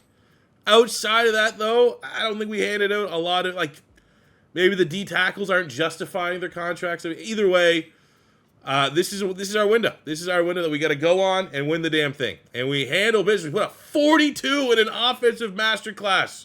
Be 2 of the best quarterbacks. Spencer Rattler with 3 touchdowns. Landon Barton, 10 tackles, 2 forced fumbles, recovered both. Good God, Lamar Jackson with a sitched. I hope we don't play the Ravens. 6 touchdowns for Lamar in the divisional round. But we have gone on to the NFC Championship game against the 14-3 Green Bay Packers, who, like, ranking-wise, don't look anything better than us. Well, you just never know. So we're going to upgrade our players here right before this matchup. Let's go live here. Spencer Rattler, what's he doing? We kind of just committed strong-arm quarterback, which is, I think, what he's going to be in the NFL. He's going to be that 5-star, your typical 5-star recruit with 5-star traits. It's going to be, can he get the 5-star mental game to go along with it?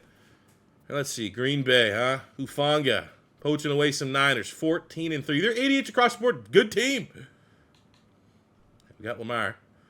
God damn it, man. Lamar's been on fire. But you know what? So is Spencer Rattler. As the Saints, it only took us 7 seasons and to be almost $20 million over the salary cap. But we've made the Super Bowl finally. And we got Lamar Jackson, who's been on fire here in the playoffs. Almost a top 10 offense for the Ravens. A almost top 5 defense. But as you can see, 88, 87 respectively in their offensive defense. Going against 92, 93. We are the favorites. And let's secure our first Super Bowl here in Dallas. Now we are going to operate on our 3 cash-ins because it's long enough and late enough in this rebuild that I'm starting to get a little bit nervous. And I'm sure our defense is going to struggle against Lamar Jackson. It's kind of what they do. I don't think we give enough grief, if you will, to how cheesy the Ravens can be in the sin, right? It's all Kansas City. It's all Dallas. But, like, Baltimore is, if it's not Kansas City that you're running into as the juggernaut from the AFC, it's probably the Ravens. You know, you see the Ravens are a lot more than some of those other good teams in the AFC, as we are getting very, come on, defense. Hook me up. 3rd and 5, here we go. We'll come in once here. 3rd and 5. I'm burnt. I almost want to burn a timeout because it's just, I hate this. I'm wasting my time. Super Sim, Madden, 25. It's coming out soon. Can we please fix it for when you hop in with a Super Sim that the clock's not like burning? 3rd and 5, desperately need a score here. Spencer Rattler. We got Olave, top of the screen, X Factor. We got Huggins, 6'5", with 93 speed in the slot. And that's where we're going to go to Huggins. Makes the grab. That's usually a cheesy-ish animation that could very well be drops. We move the chains. Finish it off with a touchdown. It's a 3-point game. With that going all the way down to the red zone. I didn't even need to cheese it. We get the points. Up 4. Baltimore scores. We march our way downfield, 4th and 2. And I think this is very much a no risk it, no biscuit. I'd rather go for this, take our chances that this is touchdown city. We can get out of the pocket, find Chris Olave, which we can't. Look at that. Place your feet. Olave, 2 hands on it. And that is our X factor. That is our most consistent skill position player this whole rebuild. And it's taken a minute to succeed Drew Brees' Saints. And we have done exactly freaking that. Spencer Rattler, from question mark to exclamation point, he has brought the Saints a Super Bowl crown. We still got 3 years left. It takes 3 Super Bowls to make a dynasty. We've kind of established as a house rule. We are going to have the window to try to close this out by doing so. Now, our salary cap looking a little rough. Decisions, tough decisions, are going to have to be made. But at least we have that 1 Super Bowl here. We're going to go 4. That was a 4-0 playoff run. Super Bowl win versus Baltimore. There goes Spencer Rattler. I mean, that's guy that needs a face scan. He's going to be very tough to just have an auto-generated. He's very unique facial feature, to put it politely. But hey, there we go, man. Spencer Rattler gets the job done. You know what? On top of that, even though Judkins went nuclear, and honestly, we just kind of second-guessed his contract earlier, trying to justify and understand why our salary cap sucks. That's why you pay him almost 150 yards. But I think you still got to give the Super Bowl MVP to Spencer Rattler. Unfortunately, being $5 million still over the cap, Harper and Hodgins. At least Hodgins lost that dev trait, so it's not like we're losing 2 superstars. But, you know, if we can keep Harper for the full rebuild, he might be a 99 guard when all is said and done. And we're probably going to have to cut 1 or 2 players.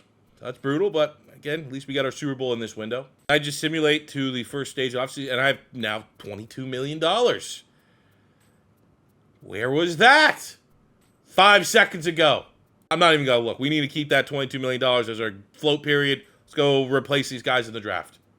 So you know that whole thing about like just sitting on our picks until there's a generational guy, regardless of position? Well,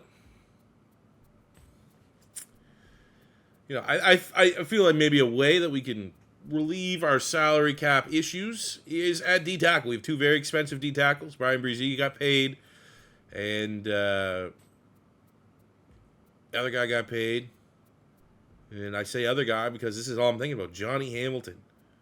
4'6'4", bench press at 35, elite speed, jumping, change direction. Kind of want him. As far as our picks, we have... Ooh.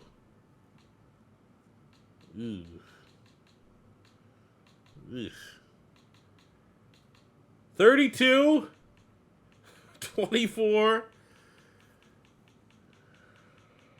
I mean, it's not number one. Let's see what Cincy wants. All right, I think first up, we'll pause the draft. Make sure he goes to the Bengals at pick 2, which I think he will. Okay. I got an idea. Oh, I didn't think they were going to take it. All right, Brian Brzee, 86 superstar D-tackle. Our 2 first-rounders this year and 2 fourth-rounders this year. I mean, this kind of opens up into, if they're not sold on that D-tackle, it's like, do you want the sports car, which is Brian Brzee, who's been able to be flirting with double-digit sacks, multiple seasons, superstar dev? Or do you get a mystery box that could be luxury sports car? They take the for sure thing. They take the extra first-round picks. We'll go gamble on the other guy. And with the second pick, come to Papa. Come to Papa. I mean, it's one of those times we are due for these guys, someone to be like a normal dev, but there's just no way. This guy here, freak. Absolute freak. It's, for in my opinion, is he X Factor or is he superstar? All right, now we're going to find the best guard because we need to replace a superstar guard that just left. There's no corner, unfortunately, available. So let's see. We got Paris Bird, EX, Marcus Newman. This is just gamble. I mean, the bench press, I love seeing 40 reps. That is very high, but doesn't have a chance at any A. I mean, I guess if that's double B for pass block, run block, that's not brutal. I would like a little more certainty. We have a first-round center that has the size to play guard. But again, man, it's, you know, you like to get a little bit more information here from what we're getting. Jeremy Teague, double Bs, pretty good combine, a little light in the ass on the bench press. Paul Irvin, pretty good combine. This might be the guy. But that's third, fourth round. You know what? Fuck it. You know what? Fuck it. Give me my dev trade. Come on, Paul Irvin. Let's go. Day 1 starter. We're just going to go BPA. Walter Sloan has a pass block. His combine kind of sucked. But we get luck into another interior player with a dev trait. Hey, take a look at our draft recap. Hamilton, I mean, the fact that we got ourselves, I don't know if I'll pose this question to the comments. Do they have to be an X factor to be generational? I'm not going to make the argument that they don't. Like, if it's a superstar, if that's, I think if we establish that they have to be X factor to be generational, I'm cool with it. But if not, and it's just superstar 80-plus players, we got one last year in the safety, and we got another one here in Johnny Hamilton, and we're definitely starting to see a return on investment from all these first-round picks we've been collecting. Paul Irvin, 74 with a dev trait. The center, 69, so a little bit lower, but at least he is pulling a dev trait as well. But what a freaking pick. What a monster Johnny Hamilton is going to be. All right, another really impressive start. This is how you follow up a Super Bowl campaign. You don't regress, which I thought, I'm going to be honest, slight chance, because this has been one of the more challenging rebuilds we've had in terms of success. Goddamn Atlanta Falcons aren't leaving us. They're definitely been a pain in our ass this entire time. We're 6-1, we're 5-1, but we have the number 1 offense, and our defense is playing pretty dang well. Big kind of cloud over this team's head is our salary cap. Last year, ended up losing at some point, they were regarded 2 superstar players, just couldn't afford to pay him. This year, it's just the sheer amount. We have $89 million, which isn't bad, but you're going very deep in our, we got Marshawn Lattimore. It might be best if he retires. I can't afford that, right? We got Chase Young, $20 million, 20? Can't afford that. Huggins, I mean, that's a little bit more manageable. We don't need the running back. We don't need Barton. Okay, Olave has to. This is one of those guys important for him to finish the rebuild here. He's been awesome. He's been the star, one of the bell, he's been a beast. I want all, Chase Young's been sick. He's worthy of a contract. Get him a 3-year. I want him here for their whole rebuild. 3 years, 64.5. He wants more money. This is not fun, people. Not fun. Like I want Marshall Lattimore to retire. If he's not retiring this year, I want him to stay. 1 year, $11 million. Okay, so we got Lattimore locked in. We're very close, I think, on Chase Young. I like Huggins. I think he's a great skill set. I'd love for him to finish the rebuild here with us. So let's go 3 years, 22 and a half. We got him locked in. So I think we can go back to Chase Young, and that's still going to give us around 20. Barton we don't need. Glass, we just don't have to pay tight ends, even though he is interested. I like Alonso, but the production's just never been there. This is one of those ones, like, we traded up for him. He was a superstar pass rusher out the gate. But when you look at the stats, like, he's just kind of been a guy. Just a guy. Even this year, just a guy. Our offense, you know, it's clear. Our stars on the offense. On the defensive side, even more clear that our pass rush is Chase Young. And it's always been Chase Young. So if that's the case, you know, you might make the argument that the tackle is the next logical. But then I could just probably get like a stupid cheap tackle in free agency. So what about the tight end? Tight end's interested. We don't have to overpay. We'll keep the superstar tight end. Oh, why? Why is this salary cap a thing? All right, end of year 8. Really competitive NFC South. The most competitive it's been. We do not win as the Falcons go 14-3. We go 11-6. 10 wins for the Panthers. And we got ourselves a date with the Rams here as we try to defend our Super Bowl crown. But look at Puka Nacua. Absurd stat line. I think Rams, that's a rebuild we gotta get to. Obviously, we're not going to have enough time to do all 32 10-year rebuilds before, you know, we got a month before NCAA comes out, and we're going to be going all in NCAA, and then Madden comes out. But I think Rams might be on that list of, like, just interesting rebuild teams, because we still definitely have a couple more in us. And I don't want to spoil it. That might be the scenario I was kind of thinking of. Anyways, Spencer Rattler, just outside top 5 in MVPs, playing well. And our freak defensive tackle, Johnny Hamilton, does win Defensive Rookie of the Year, which is huge. Look at our stats, 4,400 yards, Spencer Rattler, 37 touchdowns, second in the NFL, only 6 picks. So it's been a little bit of a slow burn for Spencer Rattler, but he's definitely come around. Judkins with a solid year. Chris Olave goes back up nuclear, 106 catches, 1,700 yards, 14 touchdowns. Huggins, 1,011. Happy we were able to get him locked into a contract. Galvin, decent year. Glass, you know, hey, that's the most production we've got at our tight end, and we just paid him, so that makes me feel aight. Defensively, Russell with 100 tackles. We got 17 and a half sacks of Chase Young. Hamilton, 15 and 10, and that hidden dev trade. He is a generational defensive tackle, which you love to see. The production is there, and you just see, again, Alonso. You know what? Honestly, we didn't pay him. Doesn't necessarily, like, 6.5 sacks make me say, oh, I should have paid him almost, what was it, $80 million. But that's not a brutal year. 22 TFLs, 6.5 sacks. Like, that is a healthy part of our pass rush for sure. 3 picks from the ageless wonder, Marshall Lattimore. Just in case he retires, there's a shot. He's the most likely. Just to respect what it is, because I don't think I've ever had a player have more than this many picks. I think it's the most picks we've had in a 10-year rebuild. Marshall Lattimore, I want to see him come back for one more year and get over 1,000 tackles, but 44 picks is ridiculous. Not only 44 picks, he's maintained and kept his X factor this whole rebuild. That's been badass. Well, there's no doubt about it, man. This is a tricky first game of the wild card. Very good passing offense here. Top 5. Puka Nacua is unstoppable. They have Carson Beck, who's regarded as the top college quarterback right now. But we're able to oust them at 20 points. We gave up defensively. We put up 30. Spencer Rattler, Offensive Player of the Week. Let's go. Ooh, and we get a little revenge opportunity. In the divisional round, we get to see who truly is the top team in the NFC South. The Atlanta Falcons. Let's shock them. They've been easily the biggest pain in their ass. Thought it might be Dallas. It's been the Falcons. And we beat them again 30-24. It is back-to-back Player of the Weeks from Spencer Rattler.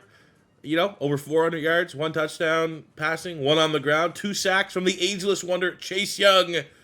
And we are back-to-back our second straight NFC Championship game. And we have the #1 offense. But look at their defense. This needs to be a game. If we lose, hey, we lost to the best offense in the league. This better not be a game where the Packers, if we do lose, we only get 14 points. This is the worst defense. We need to roll. We average 30 on the dot every single game. I don't know. We're just getting a lot of yards. Another almost 400-yard performance of Spencer Rattler. Only one touchdown, but we're moving the football well. And we are back in a Super Bowl. All eyes locked in here in New Orleans on trying to close out this rebuild with some dynasty status. Super Bowl II, we got Quinn Ewers and the Bills. All right. We can beat them. I know we can beat them. Look at the rankings. We can beat them. They have a good defense. We're better. We do for winning defensive player of the year. Got 3 upgrade points ahead of the Super Bowl for freak show D-tackle Johnny Hamilton. And we're going to show this now to cue up what I'm going to imagine. I foresee this. He's going to get Super Bowl MVP. He's going to get like 3 or 4 sacks, something ridiculous like that. Let's go. We're going to manifest it. Let's go. I assume that's Atlanta Stadium, so we can go win it in a rival stadium potentially, which would be awesome. But Buffalo and Quinn Ewers strike first. Ugh. Ugh. This is pretty gross Super Bowl, but it's 7-7. Hey, you know what? I'm going to cash in right now. I'm getting some text message here. What's going on? What's this? No? Okay. Not important. It just said, literally, it just said, score touchdown for me. That's what I just got from the powers that be here. Score touchdown for me. I go, okay, I just got my best player out here. So I don't like it, but we're going to scramble it anyways. Tuck and run. Spencer Rattler. Oh, my God. Does he have an X Factor now? That looks like we got an X Factor ability on our little quarterback here. Wow. From how many years of him just staying as a normal dev, peaking at the right time, Spencer Rattler.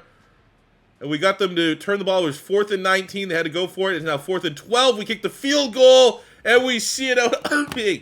Ugly Super Bowl. Not going to be an all-timer.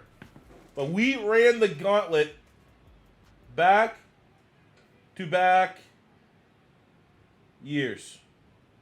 We are 8-0 in our last 8 playoff games. That is impressive. It's very impressive. A lot of times, you get the first round bye sprinkled in here or there.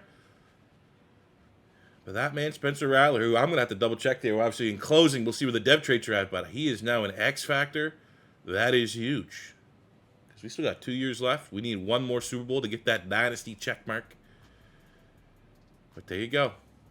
A year ago, we were in the same spot. The confetti was the same color. And we got the job done. Who gets Super Bowl MVP? Actually do a little bit of a deep dive here. Probably Rattler. Rattler has 2 touchdowns. 1 passing, 1 through. Yeah, he's the front runner. Is it Johnny Hamilton?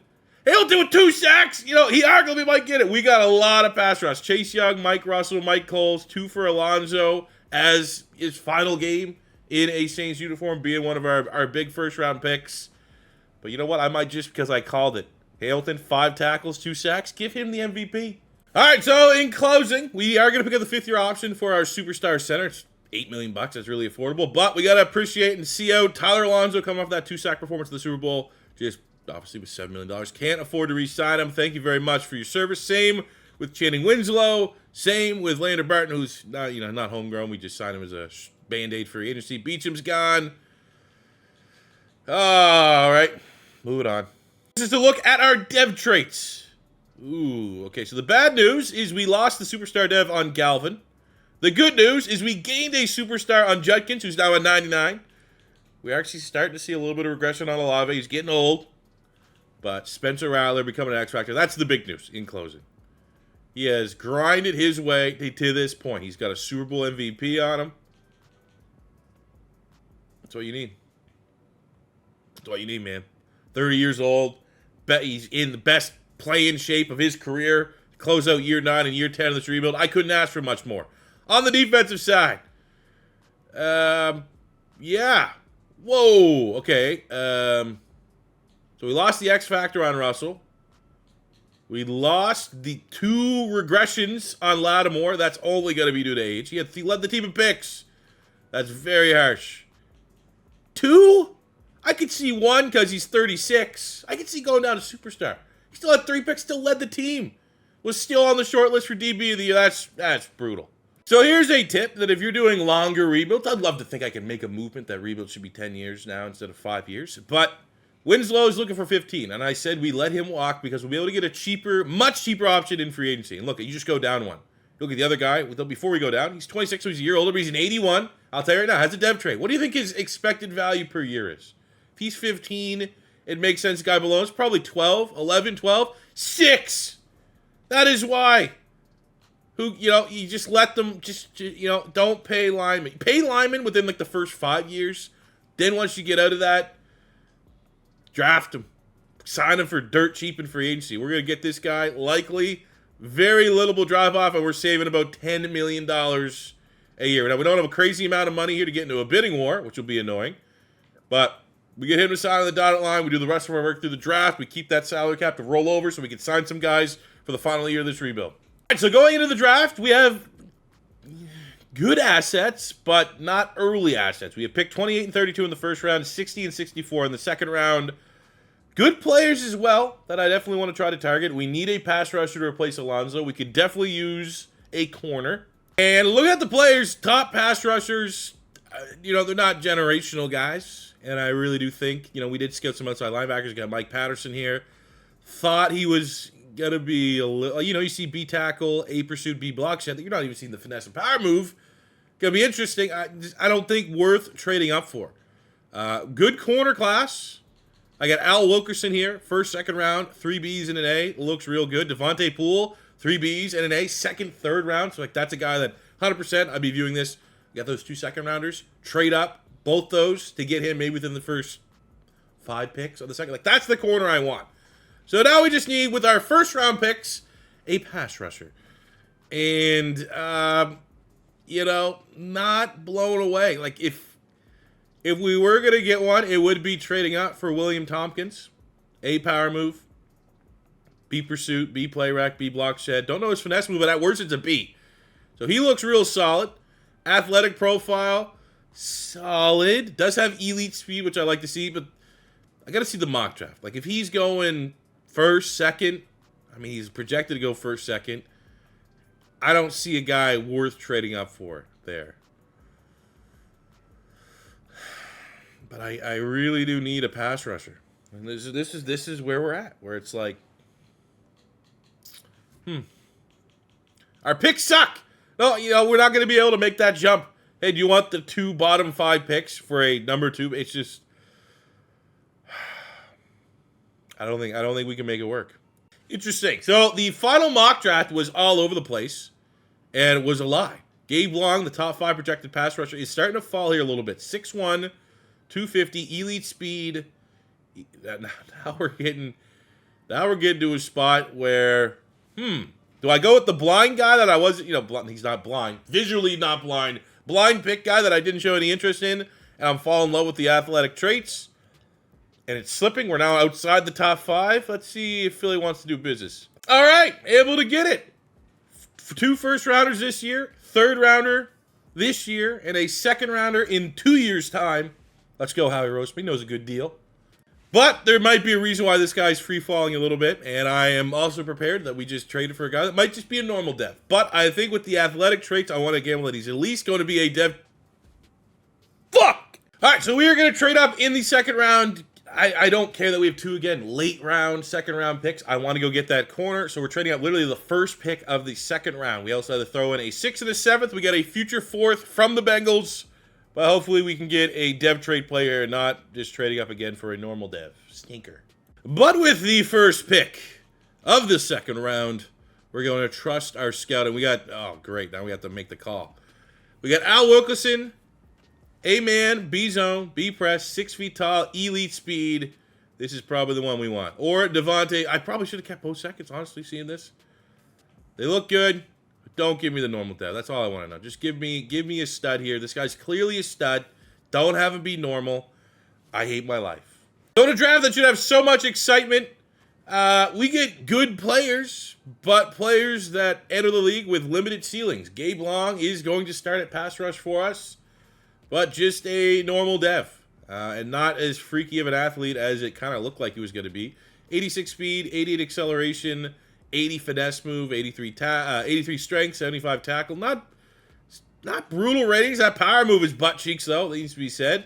That's fine. Just be a one-dimensional pass. It worked out for like Elvis Dumerville. And then we get Al Wilkerson, 79 rating is outstanding. He might be the best, highest rated player in this class, but no dev trade. So yeah, we did. We traded up and got the highest overall player in the class. Now, Devontae Poole was the other corner that looked really good. And I bet you he's a dev trade. And I hope he doesn't. Oh, he doesn't. So he would have been pissed either way. Good. Great. Awesome. Alrighty, midway point of year number 9. Trying to get that third Super Bowl. It doesn't have to be this year. There's not an immense amount of pressure. But also, let's keep this ball rolling. 4-2 sitting atop of the NFC South with a top 10 offense. Defense, however, outside of the rushing defense, not great. Contracts. These are guys we need to go the full rebuild. And we're in a decent spot. We haven't been spending money in free agency. So it gives us this opportunity where see a lot of guys, but only one's really standing out that we have to pay. And that is, of course, Spencer Rattler. 3 years, $105 million. We get him locked up. Gives us 27 remaining.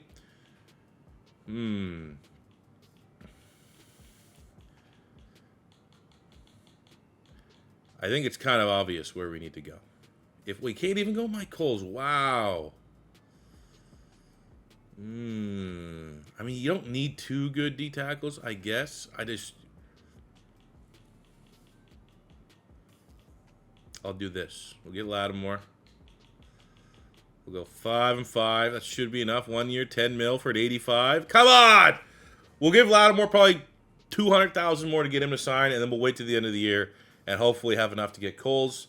I don't think it's in this team's best interest to re-sign the running back again. All right, we close out year 9.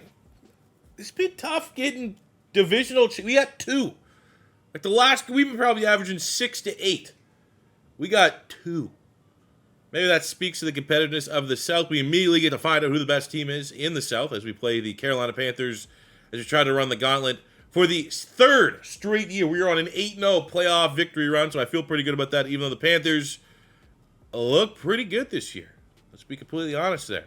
Spencer Rattler comes top 3 in MVP voting. Yeah, the 8th most yards, 4th most touchdowns, 35 touchdowns, 5 picks. Not too bad at all. We unfortunately did not have any players of the year. So we have Judkins, who I think we're going to let walk. Pretty average year, to be honest with you. Only averaging 68 yards a game. I did set my focus scouting for running backs as well for the draft.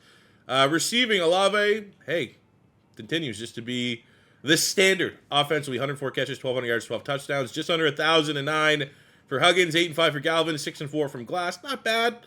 Could be a little better. Mike Russell over 100 tackles. Same with Goodwell. We got 13 sacks from Hamilton, 13 from Chase Young, 5.5 from the rookie Gabe Long, 4 from Mike Coles on 14 TFLs, 2 picks from Lattimore, continuing to lead the team every year. As always, just in case he retires, we're up to 46 picks and over 1,000 tackles from our Sean Lattimore. But looking to make it to our 2nd straight Super Bowl, putting our 8-0 undefeated streak here in the playoffs. Part of this run, we make it 9-0, 24-17. We are the best team in the South. And it's the linebacker Goodwell. 10 tackles and a pick, getting Defensive Player of the Week in that victory. Yeah, this is a tough one. We got Dallas. This is the first time we've had to play Dallas in the playoffs. Micah Parsons is absolutely crushing it. 20 sacks, 23 TFLs. I think that's what the information, the scouting report is telling me. Almost 100 tackles. It's pretty disgusting. Dallas is the number 1 offense, number 2 defense. That just sounds like we need to crush them. We need to humble them a little bit. That's what we do. We humble. We are the humbleizers. 31-24, and it is a 13 tackle performance from Mike Russell, getting himself a Player of the Week, and we are on a 10-0 playoff run. What stands between us is Carson Beck only threw 1 interception for the Rams. We know Puka's been really freaking good. We're going to show them a sign of respect by auto-upgrading here a couple of our starters, Donaldson and Long. And, I mean, we beat them before. Can we do it again? They know us, though. They're a team. They got a familiar foe. It ends. A 10-0 playoff run ends. Back-to-back Super Bowls. Trying to make it 3 in a row. Ends as we fall 31-23 to the Rams, who did not show up. And or... yep. Not going to win a lot of games like that. Oh, no one's retired. I'll take that. We still got Lattimore. We still got Chase Young. The old dogs are coming back. I think we're going to get Lattimore signed on the dotted line, even though he's regressed down a considerable amount. We have a bunch of 5th-year options. Don't need to worry about that. I do want to try to get Mike Coles, but there's There's just no way, unfortunately. So we're going to go into the drop. You know, I don't want to say free agency. We might as well spend if we can. Can we get Judkins just one last position we don't have to worry about? It's going to be a pain in the dick because I did focus scout running backs, and Sonnyham's going to negate it, and I should have focus scouted D tackles because we're going to let Coles walk. But he's interested in staying here. There's probably not going to be anyone better on the open market. We just got to go into the draft, get a D tackle, and run it back and get that third Super Bowl year 10. All right, it's just a little preview here. Going into our final draft, we need a D tackle. Couple, like, you know, big boys, couple nose tackles that might be on the cheesier side, like Kitchens a little bit later on. But it does look like, for my money, the best pound-for-pound guy is Will House. 4 Bs, looks just like the highest hit rate. The combine also not bad, goods and greats at what you're looking for. So we'll do our best to make sure we can draft him. Just getting a quick idea of where we need to go. He's going 11th, so we need that number 10 pick from Tampa Bay. Because it's final year, just ask what they want. Oh, you want all those picks? Sure, here you go. Don't care. Don't care. Enjoy them. And I'm sure, much like the last couple picks we've traded up for, if it's not a clear generational guy, it's probably going to be a normal dev, which I'm prepared for that to happen. But we are doing our best to get the one best player at the one position we need. Will House. Hey, there we go. We didn't get robbed. Looked pretty damn good. Well, did we get a hit or not? I mean, not a bad draft for what picks we did have. 70, 71, 71, and Will House, big Will House, 75 with the hidden dev. Scheme fit, going to be a day one starter and hopefully a crucial part of a dynasty third Super Bowl winning Saints squad. It took almost 10 seasons. This is the first time any other team in our division drafted a player higher overall than us. Tamani Prince going to the Panthers at least one time in 10 years. I guess we were beat by the CPU. Hats off to you. All right, we're now here, year 10. This is what our squad is looking like, and I mean, timed it out pretty well. Like, we're seeing now the regression. Judkins is starting to regress. Olave's regressing. Rattler's regressing. Just wait till you see what happened to our studs on the defensive side of the ball. So this is timing itself out pretty well offensively. I mean, Olave's been awesome. Judkins, you know, he had that 19 touchdown season. He's been great. Rattler, you know, has earned and grinded his way up, and it wasn't easy. There was a time I thought we had to move on from him, right? But he's grinded his way up to a superstar X factor. O-line put together well, one of the best offensive lines in football. Defensively, Chase Young, you know, not production-wise, just old. His age has regressed him from an X factor down to a star. Lattimore has led our team in picks every year, but his age has regressed him down from an X factor to a normal, which is brutal. Luckily, though, you know, our hits have been here. Hamilton, generational talent, still playing at a high level. Breland, generational talent, still playing at a high level. Russell, generational talent, not so much from a base overall, but he was an X factor out the box, still crushing it. Another guy, it would be cool to see him go over 1,000 tackles because we drafted him, homegrown player. I don't know if we're going long enough for that, but I mean, he's got a couple 150 tackle seasons. It'll be cool to see. Then you obviously got from the first draft class, Kool-Aid McKinstry reinvented himself as a safety, has been an absolute stud. So really happy with this squad. We got 2 Super Bowls, need 3 for a dynasty. We're definitely good enough to get the job done here this season. Let's put up a shot. Just quickly sim to mid-season. This should be autopilot mode. We should be cruising to another one. We're 3 and 4. I'm a little worried. All right, we're just going to sim right to season end. We were below 500 midway so that we can live react and we don't fucking make the playoffs. I think we will. We finish strong every year. So we're talking about we are very much the last team in, 3rd in our own freaking division, but we're there, and we got a top 5 offense. Spencer Rattler comes 3rd in MVP voting. He was actually 2nd in yards, top 5 in touchdowns. So, I mean, he's aged like a fine wine. He's only got better. Unsexily, one of our award winners is Paul Irvin, guard. Cool. I mean, drafted homegrown talent. If we go to the Super Bowl, he will be an superstar dev. And we did get a defensive rookie of the year on Will House. So anytime you make a big trade up, you always are happy that you get that immediate satisfaction and justification of the trade up with this award. Got to look at the rest of the stats. Judkins, you know, meh, middle of the mall type numbers. Bad numbers, honestly, for a guy that's, 98 overall. To be, 3.7 yards per carry, not good. Our O-line's outstanding. Galvin, finally someone. This is the first time anyone's had a better season, yards-wise, than Chris Olave. 13 and 8, but still good showing here for Chris Olave. 1,200 yards, 95 catches, 13 touchdowns, 8 and 8 for Huggins. 7-3 for Charles Cross. Defensively, Mike Russell over 100 tackles yet again. Hamilton with 14.5 sacks, 11.5 for Chase Young, 5.5 for Will House on 13 TFLs for your defensive rookie of the year. Interceptions fell off a freaking cliff, but still technically every single year, 10 years in a row, Marshon Lattimore has led the team in picks. Like, now's a good time. Look at the career stats. What have we accomplished statistically over this 10-year period? Spencer Rattler just under 40,000 yards passing, 314 touchdowns, 73 picks, 2 Super Bowls, 1 Super Bowl MVP. We got 9,900 yards, just under 10,000 yards rushing, and 97 touchdowns for Judkins, who's been here for 9 of the years that we've done it. Spencer Rattler, 2,600 yards, 22 touchdowns as well. On the receiving side of things, Olave, the MVP offensively of this rebuild, I think. Just under 1,100 receptions, 15,000 yards, and 112 touchdowns. 5,800 yards, 47 for Galvin, who's been here for a while, 56 and 57 for Brenton Hughes, who's been here for a while, 2,500 yards and 10 touchdowns from Judkins.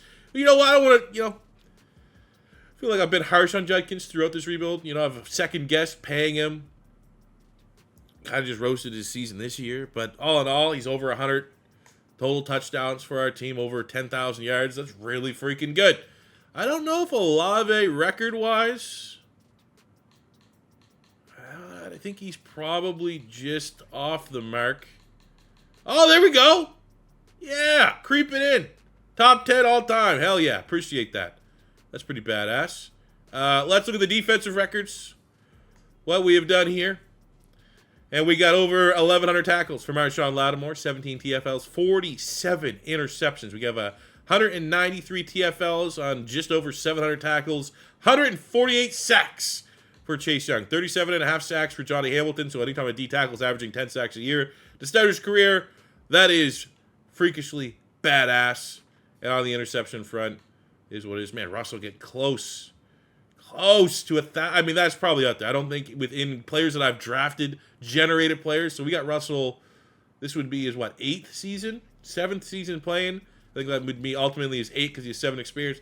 Almost 1,000 tackles for a homegrown generated player. I don't think we've ever done that. Good career there for Kool-Aid McKinstry as well. There's enough time looking at our history. We got to go look towards the future, which is a 3rd Super Bowl. We have the 9-8 Chicago Bears running up here. We handle business 21-14. We then have the Panthers, who we beat last year. We'll show them respect by auto-upgrading our players here. Chris Hughes, right now, that guy's going to get a forced fumble on special teams, and it's going to be a pivotal play. Come on, baby. Come on, baby. 28-21, we lose. God damn it. Get a defensive player of the week performance, but unfortunately, we cannot tick off the box of dynasty status. We do get 99 for Johnny Hamilton. We get that squeezed in there, a 99 club member, but man, a little bit of a wet fire. I was hoping at least NFC Championship game. But through 10 years, we got 2 Super Bowls. We've built the strongest team in the NFL. We did so by developing homegrown players. Fuaka makes the full rebuild. Olave, Judkins, Spencer Rattler.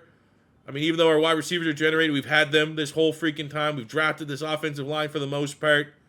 Defensively, generational players. Developed Chase Young. Stuck with Marshon Lattimore. Stuck with Kool-Aid McKinstry. All in all, very happy with this rebuild. So what I need you guys to do is down below in the comment section, please let me know what team you want to see rebuild next. We still probably have time for, I can usually get out 2 a week. So that's 2, 4, 6, 8. Probably got 8 to 10 rebuilds left. So there's a team that you think we have to give the 10-year treatment. Let me know in the comment section below. If it is your first time stopping by, don't be afraid to hit that subscribe button. Smash the like button if you enjoyed all that cheesy YouTuber stuff. But most importantly, until next time, it's your boy C4 saying peace out, love ya, have a good one.